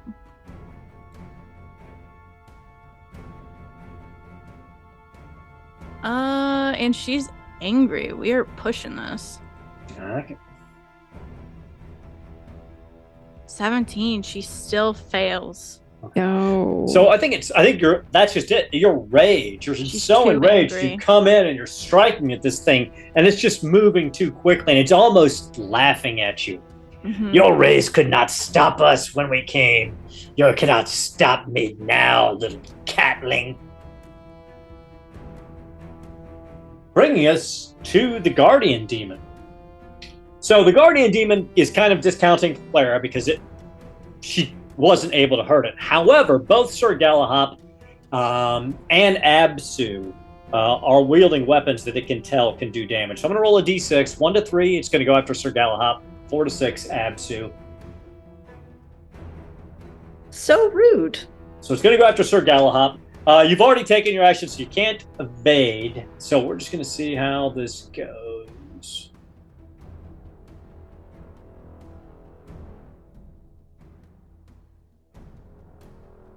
Okay, so this massive shield comes around. It's got this huge spike in the middle, and he strikes it at you. Probably not going to get through your armor, but 10 points of damage. That will do a little bit. Yeah, that'll get through. I think I had a total of 8. So yeah, 2 of that goes through. Okay, and then you get knocked prone. Yeah. Does So that it- include your new helmet? Did that change things at all? I'm assuming it did it. Okay. Yeah. No, Okay. still armor too. Got yeah. it. Gotcha. So he bashes you into the ground with his shield while he's snarling at Absu. Okay, you're kind But- of strong. I got you. This guardian demon only has a ferocity of 1, so he only gets to attack once per round. So that's nice. That's And really that brings nice. us to Stormhand. I'll move from the staircase, get in line of sight the demon, and I'll make a gesture of an open hand towards the demon, do a grasping motion, Mhm. and I'll cast Ensnaring Roots on him. So I like this will make a bunch of roots and branches, maybe like from the wooden bed frames, grow towards him, sort of stop his movement. All right. But if he's a monster, it doesn't work. Do you I want to failed push it? anyways. Yeah, I'll give it a push. I'll do. I was scared. There's a So- demon that just showed up. So you said this doesn't work on monsters. Yeah. Just so you know, like you would know this is a monster. Like Oh, like, really? Like yeah, Okay. in Dragonbane, really, it's just people that would probably work on. And so like anything like a ghost, demon, all that kind of stuff is technically by the rules of the game. At least I don't know what everyone wants to do, but like that's what a Yeah, monster would be. it would not work. And I you're right. I think Stormhand would know that. I mean, after all, you're a wizard, so if you want to take a different action, you absolutely can. Then instead of roots, lightning flashes again. All right, so let's keep the same rolls. So you got it on the second one. Go ahead and roll damage. 2d6. It'll bounce at a random target for 2d4. Damage is 4. 4. So it hits his armor. So what's the total? It's 4 on him 5. and then 5 on a random target. Because there's Oh, no okay. people around him. So it hits him. It hits his armor and just seems to crackle across his armor. 1 to 2, Absu. 3 to 4, Galahop. 5 to 6, Clara. I hope one of you, because this does. Yeah, it's me. Clara. If you have So metal, Clara, you take 5 yeah. points of damage. Actually, I was wrong, Stormhand. Lightning goes directly through armor, so you do damage him, and Clara, you take 5 points of damage. It goes through your. I think it's only metal armor. Like I was looking it up before. I think it's only metal armor. So I think if someone's wearing leather armor or something like that. Let me double check because I think Yeah. you're right. Let me double check. Because as I was So looking meaning up, I'm leather like, he's armor gonna kill. Stormhand's doesn't gonna kill stop me. it. Yeah, metal I don't armor know for is sure, okay. but like, I think it's metal armor because like the Yep, idea of it is. electricity. It is. It Yeah. is. It makes sense from a physics Yeah. standpoint. So so Clara, you can use your armor. Therefore, the guardian demon also gets to use his armor and hide. So that lightning doesn't get through the demon after all. But Clara, you're wearing 3 points of leather armor, so you would only take the 2. 2. Um, But still, ow. It's better than Same team. 5. All right. So the top of round 2, the demon has kind of got the measure of things now and lashes out again. Galahop's on the ground now, prone. So he is going to strike out at his race's enemy, and he's going to try to hit Absu. Now, Absu, you have not acted in this round yet, so you can, if you want to, attempt to evade this. Or do you want to just take it? Considering Absu's angry, I'm gonna say she would just take it at this point. She I love wouldn't. Ruh-roh. I'm just saying, she's not thinking clearly. Okay. That doesn't make sense. So I'm not gonna go with that one. That doesn't make sense at all. Okay. Okay, so the demon thrusts its iron spear at an opponent, Oh shit. being Absu. Oh god. Oh god. Maybe we could just go back and do the teleport. Maybe we can just... It's not bad. So Absu, you take 5 points of damage. Oh. Okay. Wow. And 2d10. And the Transporter, poison. Melissa, not teleportation. Yeah, that's not bad. But you're also inflicted with a paralyzing poison of a Trick joke. potency of 12. So I need you to roll your Constitution. Okay. 16. Fail. Okay. Can't push it. You got a 3, so he passed. So you take the full effect of the poison, so you are paralyzed. Okay. No movements, no actions. Every round you can attempt again to beat the poison. Okay. But that does bring us to Sir Galahop on the ground at the demon's feet.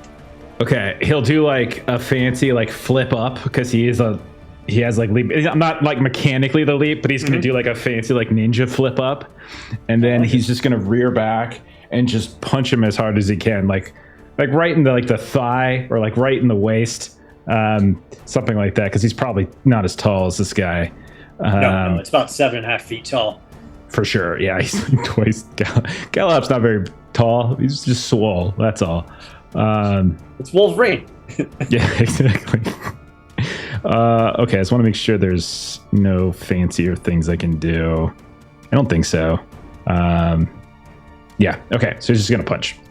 All right, no, what's it called? No boon this time because I'm not using my thing. That's the wrong die. Let's do this one. That's a 2. One of these days I'm gonna roll a 1 in this game. So that's a 2. Okay. So 2's good. I will use another willpower to trigger the Iron extra Fist. die. Yep. So I'll get my double, and then I'll get my strength. And so, all right. That's 8 plus 3 is 11 plus 4 is 15 again. 15 again. Okay. So now this thing is looking horribly broken, and you see smoke literally oozing up out of its pores, and you smell brimstone, and its jaw is hanging open wide, and you can hear the wails of damned souls as it wheezes out its breath. But it is still on its feet. Barely, but it is still on its feet. Bring us to Clara.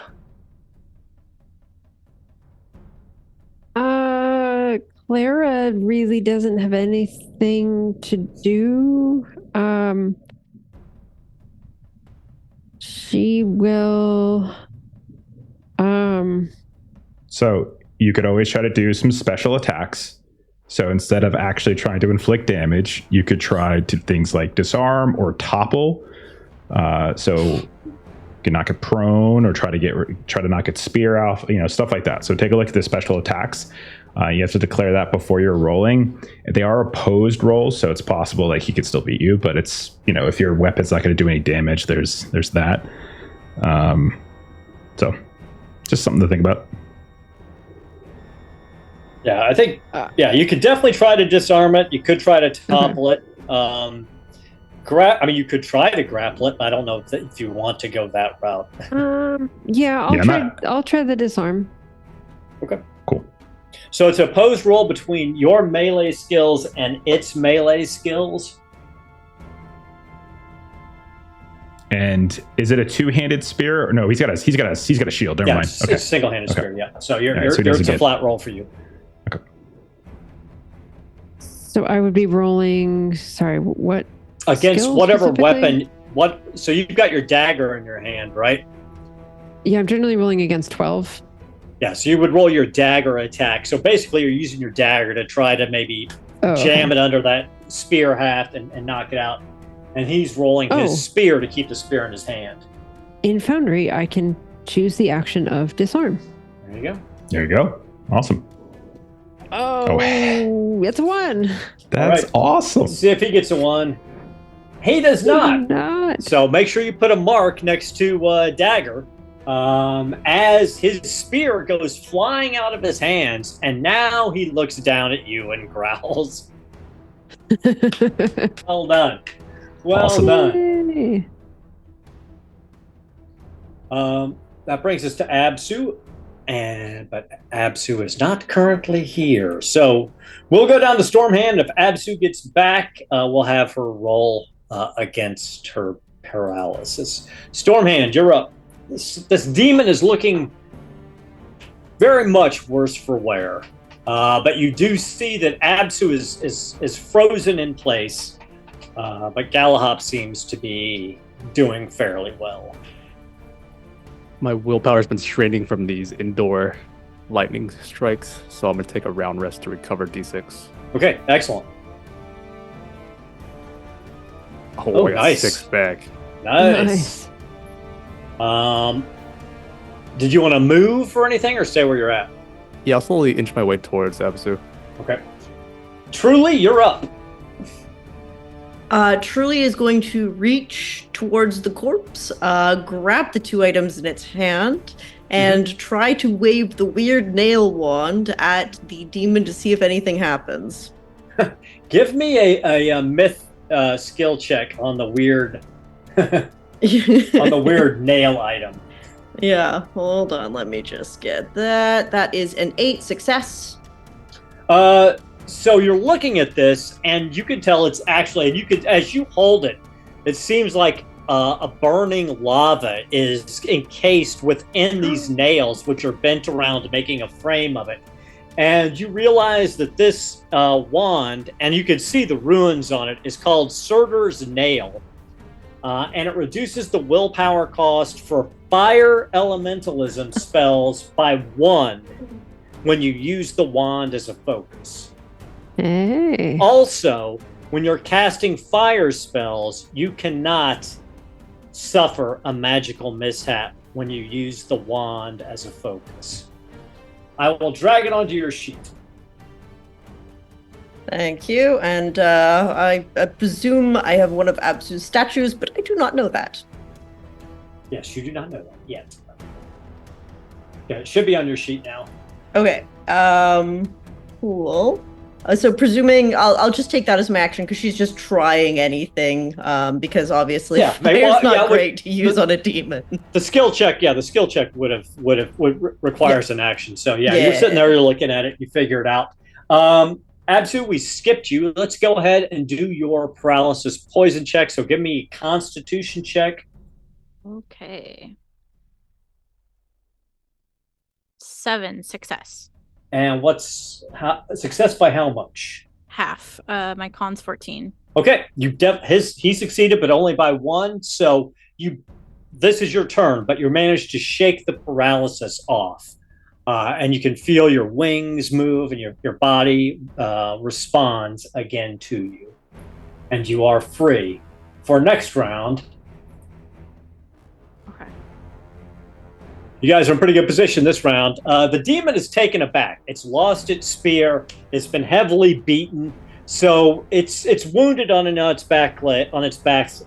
So it kind of makes sense. Stormhand, after you've recovered that willpower, you're first. I'll trade initiative with Galhup. Finish him, Galhup. It's an opening. Okay, buddy. And he will. Yeah, he will just because he doesn't have his spear anymore, so he'll just like use that to close the distance even further. Because I imagine he's been like ducking and weaving, but now he's like right up in and just like rapid punching right as best he can, like right in the waist. Okay. So here we go. That's a 4. I'm rolling pretty well. That's good. That's a 4. I will spend another willpower to trigger my stone gauntlet damage. And not as much this time. That's 13 this time. 13's enough. So you punch your stone gauntlet right through this thing's chest, and it resists at first, but then it gives, and then it almost feels like your arm is being sucked in as this demon sort of gets pulled back in, and you feel the heat and smell the stench of brimstone. And in that second, as the demon is being pulled back into hell, you see the visage of hell in that small hole that he's being pulled through. The screaming souls, the people begging for release, but then poof, it's gone. The demon and everything he had with him is gone. And as soon as he dissipates, a stairwell opens up in the corner, leading up. Good job, Gallup. Is there anything else you'd like to do here? Did you see that? It was amazing. Yeah, the punch, you took him right out. No, it's not what I meant. And he is like visibly shaken. He has now been freaked out by a ghost. Now he's seen hell. And he'll just like look over at Apsu suddenly with like an understanding. And he'll just say, I see what you mean. I see, yeah. Okay, I'm alright. And then he'll rush over to Stormhand and be like, are you alright? You hurt? I'm fine. Okay. The thing didn't touch me. It's a good thing. You don't want to see what I saw. You don't want to see what I saw in there. Apsu is still kind of out of it, presumably. She's not paralyzed anymore because she fought that, but the scent of brimstone and everything brought her back to the moment because she had to flee her world as it was being destroyed by demons, and she was but a pup. And the last visceral thing that she truly remembers was looking over her aunt's shoulder as her mom and her older brother stayed back to fight to hold them back from preventing the children and the elderly from being able to flee. And you feel Pavel's hand on your shoulder briefly. He's like, I see you're suffering. And I understand these horrible, the demons. Everywhere I go, sometimes you face the demons, and it is difficult to stare into hell and hell's minions' eyes and not come away scarred by it. But you did good. You all did good. So good. Apsu did nothing, and she'll dejectedly start to like walk up towards the stairs. Okay. And it's another iron spiral staircase going up. Fall behind. All right. So you all take the slow spiral staircase up, and this opens up into the most unusual space you've ever seen. This is the top floor, and it's a giant glass dome, glowing with unearthly green light. And floating at waist height in the middle of the room is a large book. But that's not the unusual part. As you look around, and it becomes in focus, you see doors and alleyways and windows and cave openings swirling through the air all around you, passing through your body. And then they'll stop for a second and then move on. Hundreds, perhaps thousands. You can tell where the top of the dome should be, but it just looks, as you look up, it just seems like a continuous dance of doors and portals.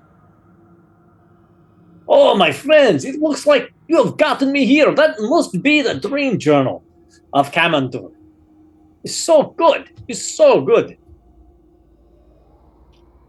And unless anybody says or does anything, Pavel shuffles over to the book and starts. I would say Clara's feeling a little dizzy with all of this. And so, like, if he's willing to move up, she'll just kind of step back. Okay. Does anybody else want to take any actions, or Is this bye-bye, Pavel? also let me check the book. I've got to find the right door and make sure that I can read this. I mean, hopefully is goodbye, yes. But I mean, not forever. I mean, now that I find you, who knows? Perhaps I find you again. Come back with your magic and teach me everything. I'm the best fire, so you need to be better and teach me to be better. Yes. We shall see, my friend. We shall see. Is there a chance I can glimpse at the book? Oh, I don't worry, my friend. Once I am done with it, I cannot take it with me. I will. It will be fair for you as well. And he reads through it for about 10 minutes. He goes, I tell you this now, though. Anyone who reads through the book, be very careful. The book bites. It's hard. And then he goes, here it is. Here, yes. And he starts saying something in a language you guys don't understand. And you see kind of a glow coming off the book. And then up in the air, you see something start to move down purposefully. It's not a door. It looks like a cave opening.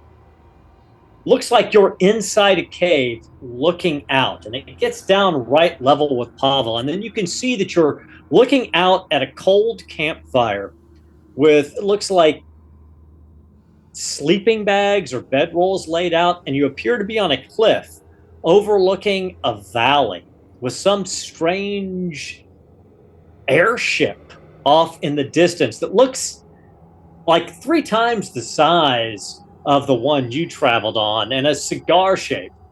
And Pavel turns back and he goes, "Oh, excellent. Still Romania. Not even single night has passed all the time I have been here. This is so good. There's so much work to do." And at that point, you see a large brown rodent, a marmot, you would think, sits back up on its hind legs and raises one paw in an almost human gesture. And you could all swear that you hear, if not with your ears, maybe with your mind, you hear, "Hi!" Pavel turns, looks back at all of you. "Well, it's been so good to meet you, my friends, but it's time for me to go home, go fight some Nazis now. So you be good, be safe. I throw you the book as I walk through. Yes, Gregor, I'm coming. Don't wake up Harry. He needs his sleep." And you see Pavel start to move through, and he slowly transitions from this room into this cave in Romania. And right as his right arm is the last to push through, he looks back and he tosses the dream journal to Stormhand. And then he waves and winks, and his hand slips onto the other side, and the door fades away. And so does the tower. The tower disappears. You feel your guts rushing up into your throat. Only Absu has the possibility of surviving this as you see this death fall. But out of the nowhere, from that door, right as it was fading, vines shoot out and grab you and encircle you and wrap you. And then you feel, it's almost like you're caked in dirt and grime, as if you're underground being pulled rapidly. You feel like you're going to suffocate. But in the next moment, you burst. These vines burst out and you burst free on this rocky island next to the barge. And again, kind of in your mind, you hear, "You see, good tricks where I come from. Very good trick. I dream about you again later sometime." And you are on this rocky plateau as the last image of the tower fades away. And all you hear is the bellowing voice of Captain Tsunami. "I gotta say, I have never seen the likes of that before. Best get back on board. It's going to be a wet day." And that is where we are going to end tonight's session. I did not kill anyone, either on purpose or on accident. No, you didn't. Good job, everybody. I hope you had fun. That was Truly awesome. Nice tower. Adorable. The Did tower not was so expect fun. Pavel Voracek. Hello, yes. My name is Pavel Voracek. From the Carpathian Mountains. God dang, Blast from the Past. I love Pavel. He always makes so me much so fun. happy. Gregor, top of his class. Top of his class. Yes, this is Gregor. He's top of his class. Oh, yes. No, actually, it was he's first in his class. Yes, First in yes. his That's right. class. First in his class. Oh my goodness. Like my sister kicked in head by mule. Just the dumbest things. Oh, so much fun back then. Those were fun goodness. times. Anybody who great. does not know what we're talking about, Pavel Voracek was from an Octoon Cthulhu 2D20 game that we ran over on Garblag Games a few years ago. We actually did quite a few episodes. We did the Shadow of Atlantis with Pavel, and the mission in Romania. I don't know the name of those buttons. And the previous, or one of our previous jobs was for Harry Hammer, who has also referenced that Octoon Cthulhu campaign as well. showed up in some parts of our. He our married actions. Pavel's sister. He did. He very much did. So if you ever want to check out the adventures of Pavel Voracek and Jeff doing a much better voice of Pavel Your voice is Voracek good. than I was doing, You did a good job. Go check those out. When but you since we're started here- busting out that voice, I was like, what the hell? That was that was so good. It was great. One of my favorite characters of all time. I love Pavel. He was a lot of fun. He was so much fun to play. We should post the link to the series in the Discord. Oh, that's a good idea. Yeah. When I put this on YouTube, I'll put the link in the notes. Yeah. So let's do some advancement. Let's see how we did. So I think there were not a lot of dragons, or I think Melissa got one. I think somebody got a dragon. Did on knives. I mean, and somebody got a demon. I think somebody got a demon, maybe not. But okay, we're going to get to our standard XP. And by the way, one quick thing. The first floor, if you had gone down those stairs, there was an underwater room and then an underwater cavern with a shipwreck and just a shitload of treasure. But it would have been rough. It'd have been rough. There was also a giant. I would have been fine, except for any danger. Yeah, there would have been some potential drowning, and there was a giant octopus down there. It was really the hardest fight of the whole thing. But oh boy, so it's kind of maybe good that you bypassed it. I was thinking that there might be something to like change the water level. So I was thinking it might be something to get to when the water wasn't where it was. Yeah. So. It was just a horrible sunken hell full of treasure and monsters. Okay. So did you participate? I would say all of you did. Yes. Did you explore a new location? Absolutely. Did you defeat? Absolutely. Absolutely. Did you defeat one or more dangerous adversaries? I would say absolutely. Again. Did you overcome an obstacle without using force? Yes, you guys got out of the laboratory without using force. You could have gotten away with after force. But yeah, so I'm going to give it for you regardless because you got through the laboratory. Did you give into your weakness? I don't think anybody. I did because I was supposed to be boastful and I kept calling myself the best Oh, fire. yeah. Yep. Okay. So one for that. Anybody else who gave into their weakness or indulged their weakness, go ahead and take one for that. I just RP'd that I was stuffing my mouth at the funeral, but that's not really indulging in play too much. So there was no sleeping. So. Also, that's why I said it was the strongest, is because I was playing boastful. I like even though I have 7 strength. Not quite the strongest. 7? I wondered. Yeah, and I had exhaustion, so it was at a disadvantage. There was no way I was passing that. Oh my god! Never trust me again. I'm lying about my strength. I thought this cage was kind of heavier than it looked. So feel free to put those marks wherever you want. Take a roll to see if you get any improvement. In 2 weeks' time, we'll pick up right where we left off. You'll be on Tsunami's barge. And by the way, anybody who's unsure, Tsunami is a halfling character of Jeremy's.